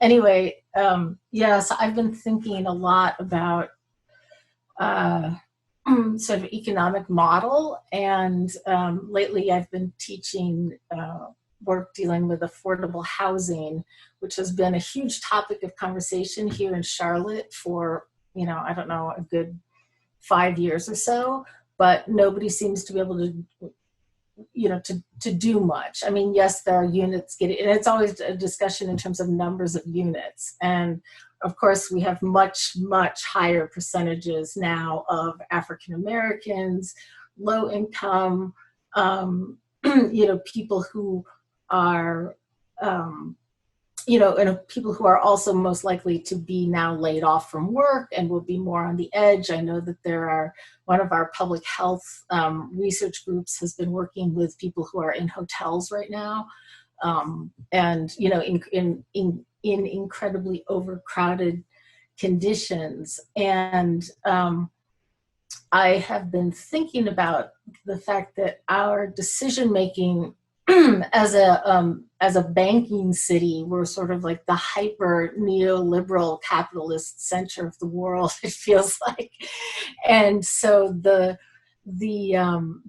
city's decision-making process about things like housing continues to follow the sort of short-term like profit-driven model, and so producing, you know, X number of units wherever we can put them, regardless of, you know, access to transportation or access to jobs or, you know, anything like that, has been the focus. And you know, obviously the issue is greater than that. And I wonder, I was just working on, you know, hopefully something I can send to the local newspaper about thinking more systemically and more long-term, as the idea that in a post-disaster condition, you potentially have the opportunity to really rethink the future, the whole new normal kind of idea, and to rethink what is the role of something like a city government, because the actions being taken by governors, by mayors, you know, seem to be incredibly powerful. And you know, I've been trying to think about, is it possible to create some kind of a metric or something to be able to look at kind of short-term costs versus long-term costs, and compile, for example, you know, if a certain percentage of the most at-risk people who've become infected had better access to stable housing, you know, what then would be to really, you know, document. I probably need your economists, Tom. But to be able to show that you know, that this isn't just about the you know, the physical built system. And I think as architects, we can think systemically. And we've been having discussions in general about curriculum and climate change, and how do we start to teach more systemically, and thinking less about property lines and individual buildings, but more about individual buildings as part of larger systems. And, you know, because I think if everything, hopefully, I hope that everything will not just go back the way it was, but, you know, has the potential at least for some kind of improvement. Right. And so I think it's to some degree about framing the question. So it's like, what is the issue? Well, we have about 12 minutes left. What other specific things do you think that we can do from our institutions that would move the dial around these issues of the economy and equity? Any thoughts? Because the main group is going to ask us to report out, ask Elgin to report out, and we're supposed to have 2 or 3 action items. So any other thoughts? I mean, I think your metric idea, Nadia, is a good one. You know, how might we measure this? But some other thoughts.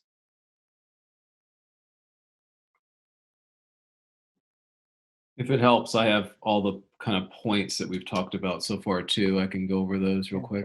Okay. Right. First was about immediate needs, kind of the ideas with laptops and right, et cetera, in tech. Second was about funneling funding, internet as a public utility. Third is rethinking economic models, and this is the kind of systems, economies, mechanisms, and connections. Role of architects and designers moving forward in resource constraints. Can architects and designers need to reimagine economies, and how do we work with generations of students? Their questions. Visualization, data gaps, and the rethinking cities with the metric. That's great, Elgin. Yes, Anne-Marie. Yeah, hi. So I'm Anne-Marie Boris. I teach at the University of Washington. And I think I joined the group for selfish reasons.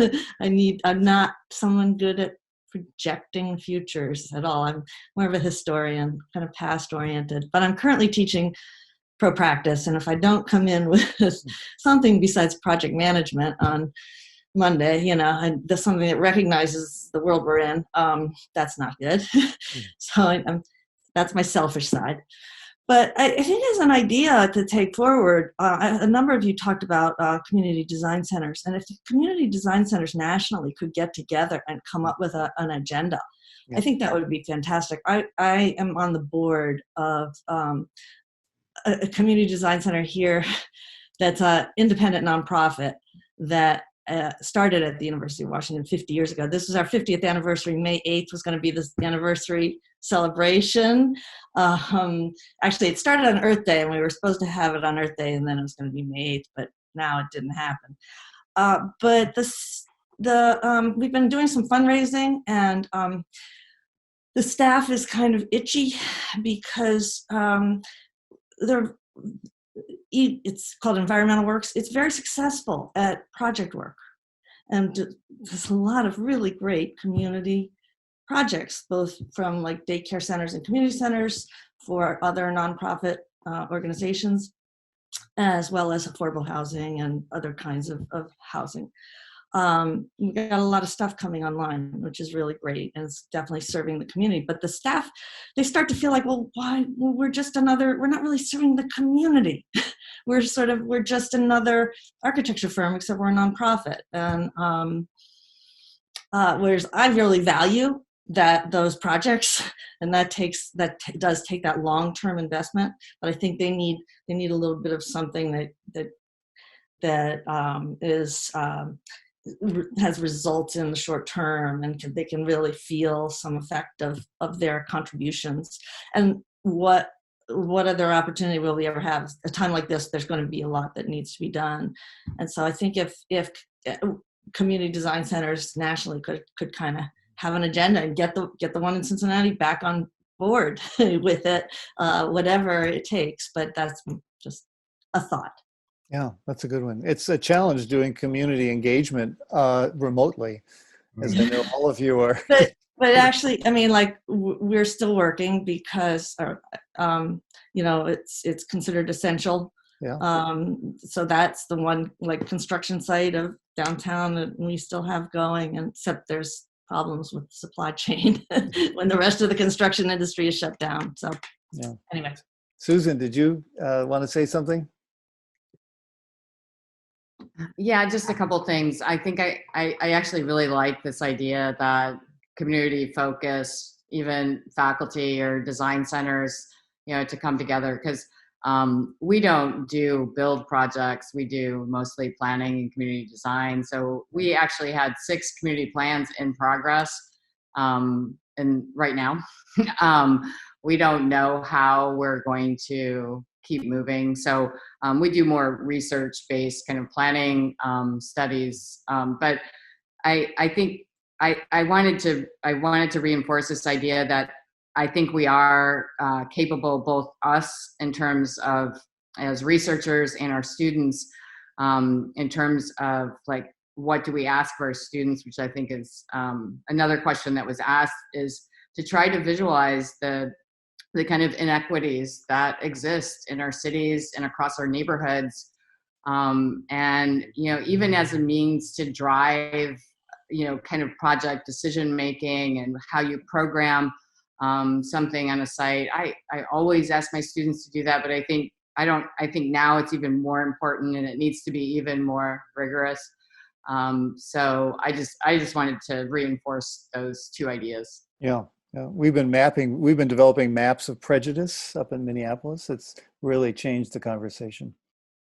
Let's see, Ingela, did you have yeah. I had 2 other ideas. The first, last year we declared a themed year, and we called it's the Housing Plus. So we were looking, of course, LA has a massive housing shortage crisis. We started working with the LA County Fairgrounds, which has and doing a 500-bed homeless shelter with Gensler, and we had a studio working on that. And that brought me to the United Nations. But the idea for next year is we're now thinking of a themed year, looking at, we were going to look at sustainability, but I think now we're broadening it to call it wellness. And it's still baking, but the idea is human wellness and as well as the environment, which are interlinked. So that's one idea, is a sort of themed, focused, imagine if it was more than one school, all of which looking together and looking for sponsors, supporters. And as I mentioned, I was invited to present to the United Nations in January. It was right before the travel restrictions. So that's been really successful. The other thing is we just received our 5th Title V grant, and the 5th one is we're starting an applied computer science program. And it really is focusing on minority students and getting them into STEM careers. And we just applied for another, a 6th one, another $3 million. They're all $3 million federal grants for sustainable practices. And a significant component of it is, again, career placement and financial sustainability, as well as sustainable content, curricular content. So that's where this is going, that how do we change what we're teaching? And I do think that there's grant funding out there that can support enterprise in terms of faculty research and scholarship. And the federal Title V grants is one example, so. Yeah, this is also an opportunity to look for unconventional partners. We've found that you can use Medicaid dollars to build housing for people experiencing homelessness. It becomes a medical issue, not a housing issue, and there's actually quite a lot of money for that. So part of this systems redesign is to think about reframing problems in ways that open up opportunities that might not otherwise be, apparent. Well, we have a few minutes. Anybody have a last part? I also heard in that also too, the ideas about rethinking what a pipeline program could be as well. Yeah. It kind of goes back to earlier conversations. Yeah. Good. Well, I've got 4. Great. Good. I've got 4 action items on here. We've done our work, everybody. Thanks for organizing. I mean, thanks for leading. I just wanted to say that. Yeah. I know I didn't raise my hand, sorry. That's fine. Yeah, I think we're all going to get pulled back into the main room in a minute or so. But, well, I just hope that we can also continue this conversation in some way. So any thoughts you have, I mean, I think this can't be a one and done. I think this is going to be the new reality that we're all going to be dealing with for quite a while. So one of the action items I was going to suggest to Mike is that ACSA think about this as an ongoing conversation and where we continue to learn from each other. Yeah, thank you, everybody. I appreciated this very much. Can I make a quick comment? Lee Yes, Stavlin please. from Yeah. Kansas State University. Our department head, I'm in landscape architecture, regional community planning. Our department head, the first thing, this doesn't relate to communities, but to our students. The first thing we did is a quick survey to see what resources our students had, where they were at. Many of them moved back home. Some stayed here in Manhattan, Kansas, and that was very helpful to see access to internet. Did they have a private room or a private space? What sort of potential conflicts we'd be dealing with just in terms of teaching them. So if folks have not done that in their department, or program, it's probably a very useful thing to do. Yeah. Yeah, good. Thanks, Lee. Also, thank you for that Tribal Affairs website. Thanks for sending that. Yeah, and I think there was a NPR piece on that, and I think there's been some other news media on tribal issues. So, yeah. Okay, we all have to return here. I've got 5 points. Good. Very good. Excellent.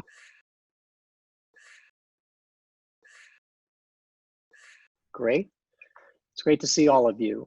Mike and I are going to be facilitating this discussion, and really we can go in any direction that you wish. The topic is higher education, as you well know, and I tried to set the stage with just a couple of examples. There are many, many more in the sort of four-square grid that I set up to try to explore some of these ideas on my own prior to this conversation. So I have some prompts if you wish, and maybe I'll just start with one of them, and Mike, you may have some as well.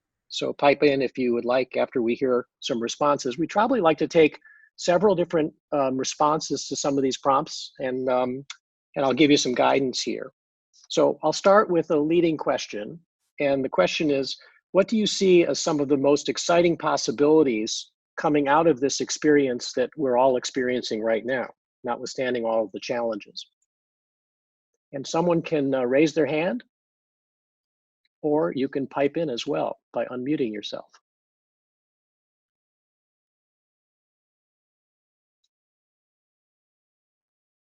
Hi, this is Stephanie Pilot from Oklahoma. Thank you, Stephanie. Thank you for organizing this. As I've been reflecting on how our mission as educators is changing, and also as our university has been responding by offering new grant opportunities, one of the things I think that might be getting overlooked at this moment that I'm excited to think about is the role of culture in shaping this hopefully one day post COVID-19 world. So we've been talking a lot at Oklahoma about things like how can architects help, design drive-through testing facilities, print 3D masks, do post-occupancy evaluations of prisons and nursing homes. And those are all like super important things. But it seems to me like I think about this in relationship to the AIDS crisis, in that at a certain moment, the problem was no longer scientific or technological, it was cultural, right? So the reason why AIDS persists as a real problem, particularly in some parts of the world, is because of the stigma attached to it. And so I'm excited to think about like, how do we as educators help our students write the narrative of this experience in a way that culture becomes an active agent in shaping the post-COVID-19 world? That's a wonderful example. Anyone else like to weigh in on this?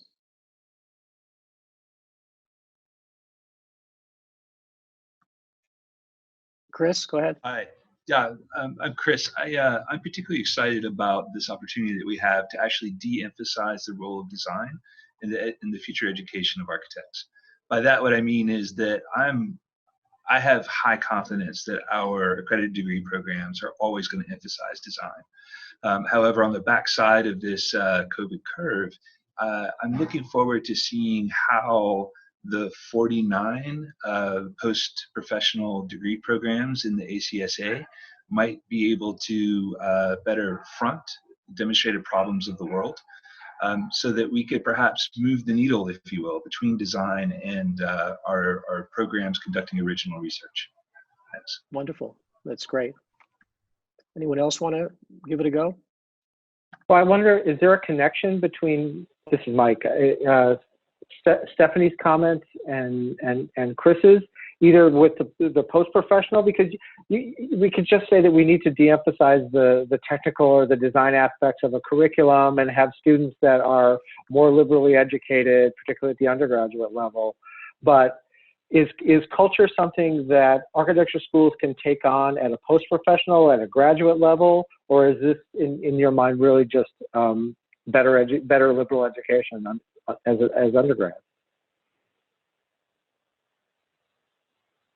I think there could be a connection there, in that, like, when we think about things like the AIDS quilt, or like I think of the novels that characterize the Italian resistance, and sort of summarize that experience for the collective. That could be post-professional work, but my sense is what Chris was suggesting was more of the research trajectory, which is not necessarily design, but more like the post-occupancy evaluations of prisons to see, how do we prevent the next pandemic from spreading? But I'll let Chris explain more on that. Well, I think that we're guaranteed that there will be strong institutional culture, right? So for those programs, those schools that we have, accredited degree, and then Master of Architecture, Master of Advanced Architectural Design, that some of them are quite funny named these days, but then doctorate degrees, that maybe what happens is that instead of, let's say, the visibility of architecture being dominated by professional practice and the licensure of professional architects, that perhaps those 49 post-professional programs that are represented within the ACSA, and the only reason why that number is fresh with me is because of the recent institutional data report, that maybe their visibility is enhanced and increased on the backside of COVID as being contributors, as being generators of insight, because they operate at the level of conducting original research. which is really different than what we see in degree programs, say Masters of Architecture, Bachelor of Architecture. I'll pause there.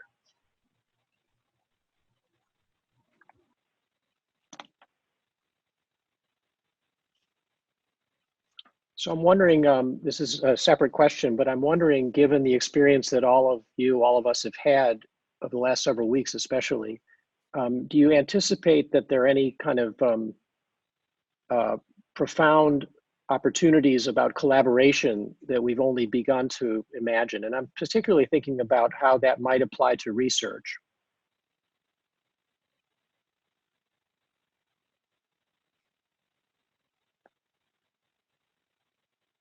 It seems to me that many of the challenges that we're facing as a society that do have a relationship to the built and natural environment almost demand a kind of radical collaboration model that in some instances may be happening, but may be accelerating because of the urgency and because of the greater familiarity with some of the tools available now.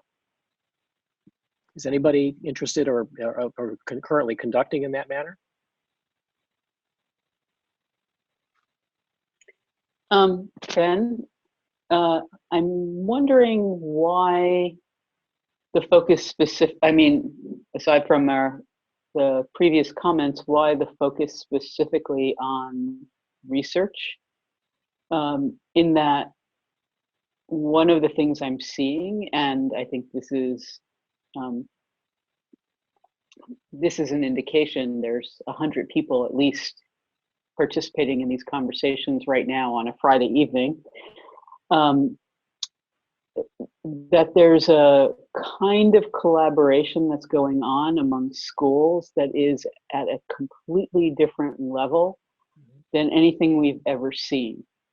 And in terms of sharing resources, sharing insights, sharing ways of teaching. And I think the research is really, really important. But ironically, I think that the research has been more collaborative for a very long time. Mm-hmm. And where we tend to not be as collaborative beyond our own institutional environments is in sort of teaching. In fact, we're highly competitive. We're competitive for students, for instance, for ideas about teaching, which attracts students, etc. And I think this is where I'm seeing a huge shift. I mean, really, really quickly. So I just wanted to put that in because I think that I think there's a continuum, and I think in some ways that teaching and pedagogy is actually right now catching up with certain things, that certain modalities of work that research has had for a long time. I appreciate that, Sharon, and that issue was very much on my sort of grid of things that are currently happening really impressively already and are likely to kind of carry forward, given the fact that people are discovering some of these opportunities. The reason that I brought up research is simply has to do with about the 24 examples of research opportunities that have come in my email box in the last 2 weeks. Foundations, individuals, NIH, NSF, and so on that are looking at a whole range of ways of exploring what are some of the implications of COVID-19.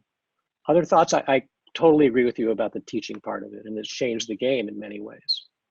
Other thoughts about that? I'd like to pop in to say, Erica from UMass Amherst. One thread of instruction, of teaching design is community engaged practice. And those of us who participate in that line of thinking have been kind of deeply engaged with issues of culture for a long time, of social justice, of equity and inclusion, in any number of ways. And right now, that particular mode of teaching is being challenged. Our students have had projects in the works that they've seen stop. And one of the things that I'm concerned about is continuing to hold this kind of work in high value as we move forward, knowing that, you know, there's a possibility that at least for the short term and possibly for the long term, this kind of practice is going to continue to be stymied. And, you know, we need to really look for alternatives to, you know, physically being in the space with our community partners.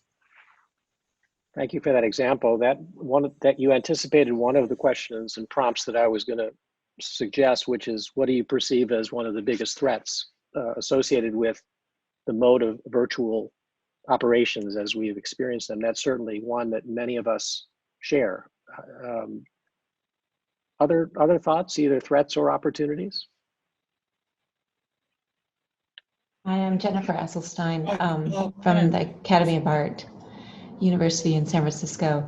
I'm going to piggyback onto a couple. One is what Erica just stated, that I've spent my morning thinking about the fact that we have programs under threat, not for anything other than we can't get students to where they need to be in front of the community that they want to serve. And we hope that that is not long-term. But I think what comes from that is that there are, you know, if we start to see certain things, I'm in San Francisco, and there's essential services here.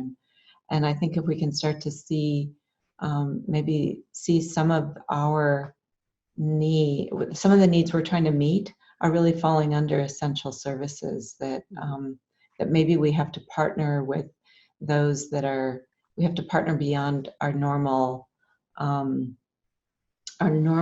collaborations to solve some of these issues, and that will be good for us. Mm-hmm. So, you know, today we were talking about how we might put students into any sort of build situation, and the city of San Francisco is still building within the essential considerations, and there are practices for that. And therefore, we can go out and look at those practices and start to arm ourselves with a kind of host of appropriate actions to take, and start to assume that we are part of a list of essential needs. And we have to, in a sense, we have to, I'm having to think about how I'm going to reframe these to our institution, and that we're just not a number, but we're actually part of the looking beyond this month and next month. We are part of the solution this year, and so therefore we should be seen as essential, not as something that should be taken off because it'll make the bottom line look better. And I think all of our universities, you know, are looking at themselves in different ways, and I hope that our community-based advocacy is not seen as something that just disappears, but as problems that we have to solve. And then on the other, piggybacking on the other idea of research, I come from an undergraduate frame of view, and we all see studio as actually a vehicle to teach design, and in undergrad, it's a vehicle to teach something else about the world. Right? It's the way in which we include our students into an active approach to liberal arts. And what I'm thinking as I listen to this, because I think a lot of you are thinking, you know, sort of post undergrad. So, but what I'm thinking is that it's going to become more and more important to take the issues that are arising and take them even more seriously within a studio environment, and not just bring in architects, but to bring in the expertise, bring in the other voices. Because I think we're making headway in collaboration, we're making headway in interdisciplinary actions. But I think that, you know, I'm in California, so it was only a couple months ago, literally, or a few months ago, that we were all inside because of fires. And we couldn't leave our houses because of the fires. And we had no power. So we had no power and we couldn't leave our houses. So, you know, the experts, the people who are deeply involved in these radical issues that we're confronting at a pace we can barely breathe at, they should be engaged in studio work. They should be overlapping at a much higher level to bring our students sort of out of the shroud and maybe out of some of the protection that we've given design, and so that students across many levels can see themselves as actively partnering with other kinds of expertise that might continue to be outside the walls of architecture school.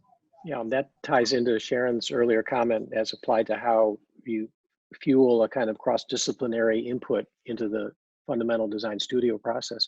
Back to your earlier example about community engaged studios and design build and other forms, that is certainly a glaring challenge, if not an impossibility for many in the current circumstance. One of the things that Kim and Tom talked about is coming away from these discussions with action items. This could be a very powerful one, since many schools, almost all schools, have some forms of this going on. And the advocacy that you're suggesting could be something that could be powerful when a number of different schools and ACSA are working toward that essential services argument that you just shared. I think there would be a lot of support for that across the organization and across many institutions.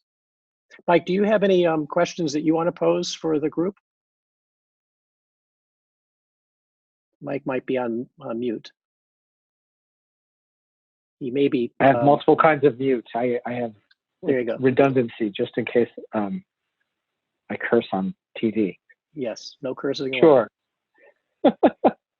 I'm interested in talking about academic labor, and so there are a number of articles out there. There's a statement from the Modern Language Association that this is an opportunity for a reset in academia. And I've seen kind of real down-to-earth familiar arguments about the impact of online education on teaching and it being causing administrators to reduce the number of faculty that are employed. I've seen crazier proposals like this familiarity with technology is going to enable bigger partnerships with big tech companies like Google or Facebook that essentially allow universities to lend their brand to these technology companies to provide educational either certificate programs or full-on degrees. And so I'm wondering what people are thinking about ways to approach the challenges to what the future lies for the number of faculty that are going to be teaching architecture or in any of the disciplines.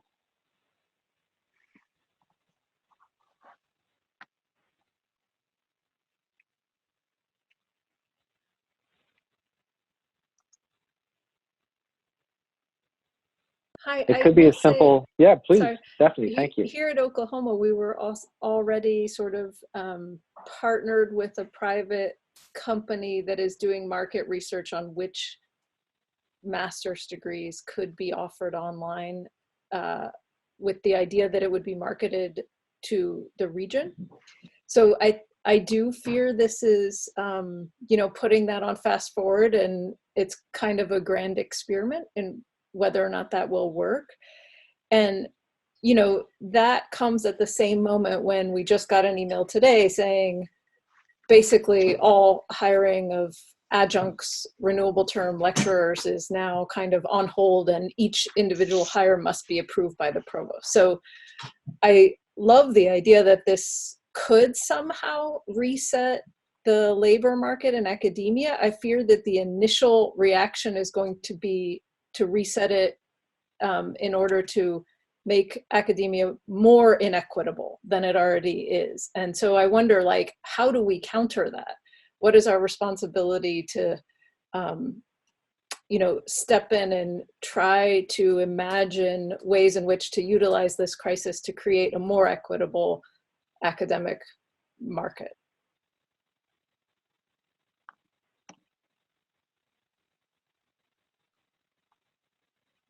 Michael, I have a hunch.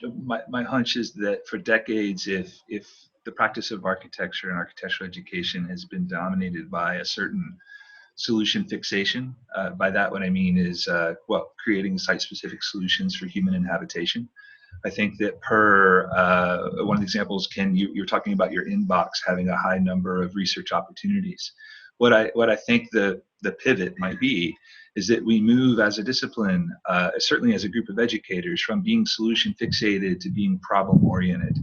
And I think that a lot of your programs have individuals, if not multiple colleagues, that have, on COVID's own terms, stepped up in a really kind of brilliant way to do 3D printing of face shields, right, for medical workers. That was less about a speculative experimentation in terms of all the ways that one could design a face shield, but rather really responding to a demonstrated problem. Now, I realize that there is perhaps lower scholarly merit to that kind of action, but I'm encouraged, and to use Ken's phrase, one of the profound opportunities I think is our conditioning to address these demonstrated problems of the world, and to find out how our disciplinary skill sets and outlooks on the world can provide some leadership, if not regain some of that agency in which we have allegedly lost in recent years, if not decades. Mm-hmm. Thanks. Hi, Mike. This is Mark. Hi, Mark. So you got me thinking a bit, and one of the common assumptions that upper administration has is that online teaching is somehow more efficient. And I think one of the things that people are beginning to learn, and some that are doing it, and I see Jennifer shaking her head, is that it often is taking more. And it's not just because we're doing it for the first time, but those that have been doing it for a long time recognize that. And so I don't think the cost savings benefit is because of online. I think it might be a disinvestment in physical resources, and how we might actually begin to imagine creating more support for faculty that are engaged out in the world, engaged in their communities, and able to lead groups of students in ways that the high cost of physical resources, space, is not as high as a factor. So I wonder how we might invert the conversation, which is invest more in faculty at this time, and trying to challenge the amount of cost that is really going into physical facilities. It's kind of an irony for the architects to be proposing that, but I think the bigger picture is one of engaging into communities, and that we have much better means to engage our communities when we're actually literally outside of the physical institutions that we're housed in on our individual university campuses. Mm-hmm. So in that picture, Mark, there's a continuation of in-person education, right? But it's just not necessarily on the traditional campus. Does the prospect of more physical dislocation, prolonged physical dislocation, or periods where people go in and out of not shelter in place, but being locked down? I mean, because if Steve Luoni's right, there could be more pandemics and not just a reassertion of the current one, things like that. Does that change? Any of you thinking on that? Well, my inspiration for that comment is really coming from Deschooling Society, a really wonderful book, and I'm blanking out on the author, of course, right now, but it really is about trying to get beyond the physical institution and engaging education into the world. And the thing that I think is interesting, which is kind of the elephant in the room, is that we're all able to do this right now because we are kind of sheltering at home, and we all right now are all on the same platform. So if we are, and this is sort of a weed, but it's really real, if there are 15 people in a conference room but one of them is on Zoom, that person is an outsider, right? But right now we're all on the same platform. We're all together. We're able to connect. Somebody has commented on a previous ACSA call. We're further apart, but we're closer than ever through this medium. And so I do think it's a question of how the medium does make a particular connection and how we maintain that connection when we are able to have a more diverse set of ways of connecting with each other.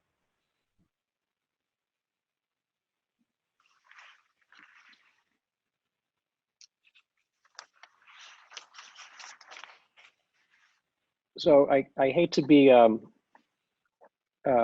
rain on any parades, but I am curious about what people see as the biggest threats. I mean, Mike hinted at it in terms of the potential impacts on the professorate, if you will, but I mean, you were just talking, I thought Mark's comments were really interesting and really good, and they can be easily flipped in a direction that basically says that we should not be investing in architecture programs because A, they're so expensive, B, they're so space intensive, and C, they're really not producing in ways that are, in some instances with comprehensive research universities, valued in terms of the measures that people have about funded research. So I mean, I'm just sort of piling on here because the online teaching actually in extreme would suggest that there could be a significant disinvestment within our programs. And when you couple that with some of the anxieties about enrollment numbers, you've got potentially a perfect storm. Anybody have the same sort of paranoia that I have?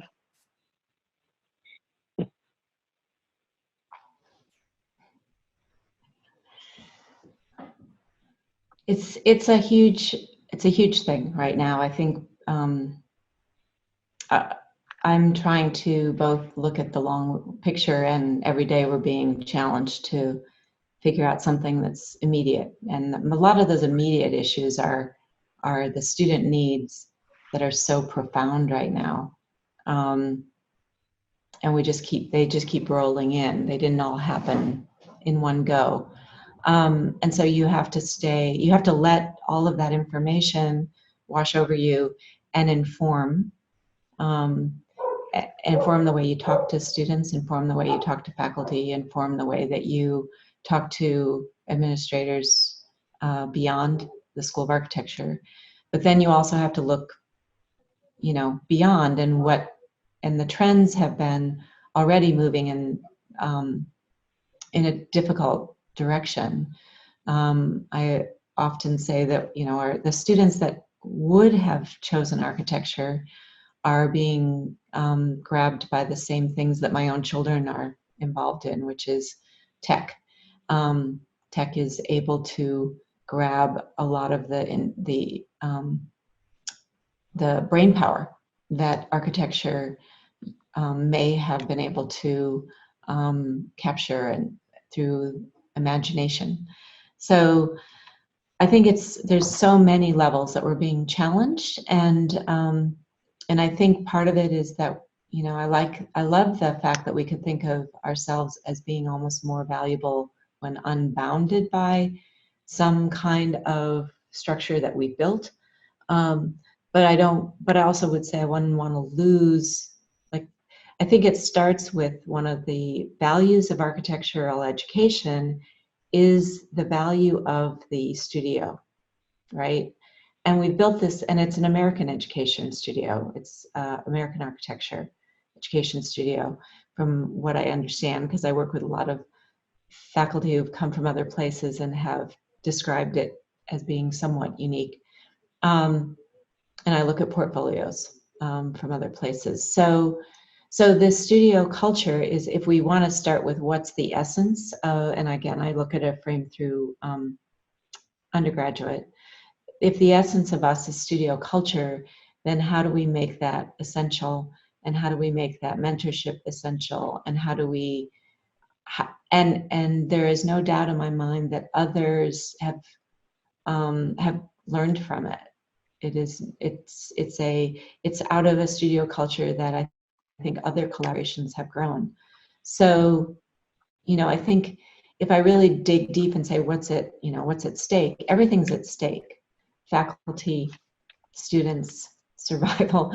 But I think if we build on what is, what can we continue on, it's how do we build studio culture, and the way that studio culture is a positive force on students and society, that we can continue on in whatever format. I think that's what a lot of the online learning asks, and I think that's hopefully what we can continue to address. I come from an art school, so the idea of studio culture is not missed, but I don't think that other programs necessarily use it the same way we do. So, you know, it's really important, again, that we get outside of ourselves and advocate for that which is we take for granted. Well put. I'm going to switch to the topic of action items. We have about 5 minutes left, I think, if I'm not mistaken. And actually, I think we've heard a number of potential action items, and I want to just throw out a couple that I've heard and then see if other people would like to offer any that they're interested in putting on the table as possibilities. I think the very first, in Stephanie's case, about the role of culture and how that could become more explicit, more prevalent, more powerful in the context of architectural education and our place within higher education. I also think Sharon's comment about collaboration and the sort of flattening of our relationships across many institutions, that's really potentially a very powerful action item. In other words, how can we take her observation, which I suspect many of you share, and make it gain even greater traction? That's what I mean by action item. Mark's point about the issue of online telling us perhaps that there ought to be greater investment in faculty. And I think most would agree with his assertion that it is not, as it's perceived by some in administration, an efficiency that requires less. It actually maybe demands more in order to make it qualitatively as good as it can possibly be. And I'm not necessarily covering all the different examples, but those are a couple examples of potential action items. The engaged learning, community engagement projects, and the challenge of that type of initiative that takes place in many schools of architecture, most I suspect. Are there any other action items from others who have not spoken up about that we ought to be thinking about, or at least putting on a list of possibilities? I think that Mike is going to be reporting out to the full group in some of the aspects of our conversation here in this breakout room. But I'm interested to see if there's any any ideas that just haven't been floated before as things that could coalesce if individuals organically or ACSA collectively might be able to take them on. This is an open invitation for anybody for new action items that we should hear about. And the goal, please, Sharon, yes. Sorry. No, go ahead. No, I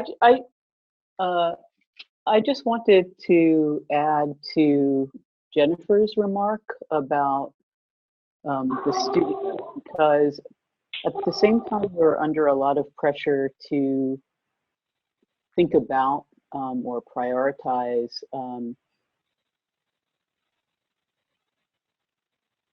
the potentials for online learning. Many of our schools are building out spaces for collaborative in-place learning that are not unlike studio environments. They might not be 24/7 spaces, but they clearly value the ways in which students interact in space in real time. And as well, our schools are building out engagement capacities. And they value and recognize their need to engage community as part of what they have to put out into the world, particularly the public universities, in terms of their value to society. So for me, if I can add a kind of positive note, in both of these areas, these are the places maybe online is difficult, but we do know that our schools are really involved in engagement and in collaborative learning. And we have decades of expertise in this. And it would be really great if we could engage that conversation and not our business schools, which is what I happen to see here, because we actually do know how to make that happen. That's great. Just wanted to be a little bit positive in our action item. Thank you. That's great. Other thoughts? Hi, it's me, Drag. I don't know if you hear me. Yes, we hear you. Okay, yes. okay. Just wanted to add one point. Usually in times of crisis, particularly economic crisis, what really gets removed or at least reduced is the teaching in areas of, art, history, theory, criticism, and so on and so forth.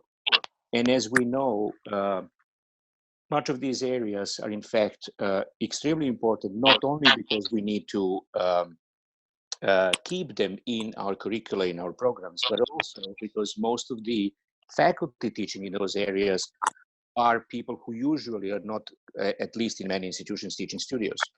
And those are women, people of color, and so on and so forth.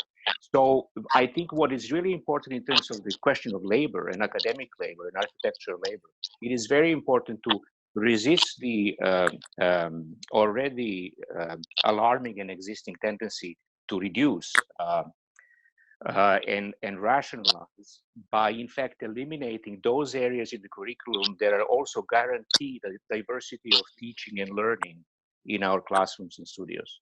Well, that's a really important point. We're actually going to be kicked into the main session in a moment, but I'm very, very grateful that you brought that issue up,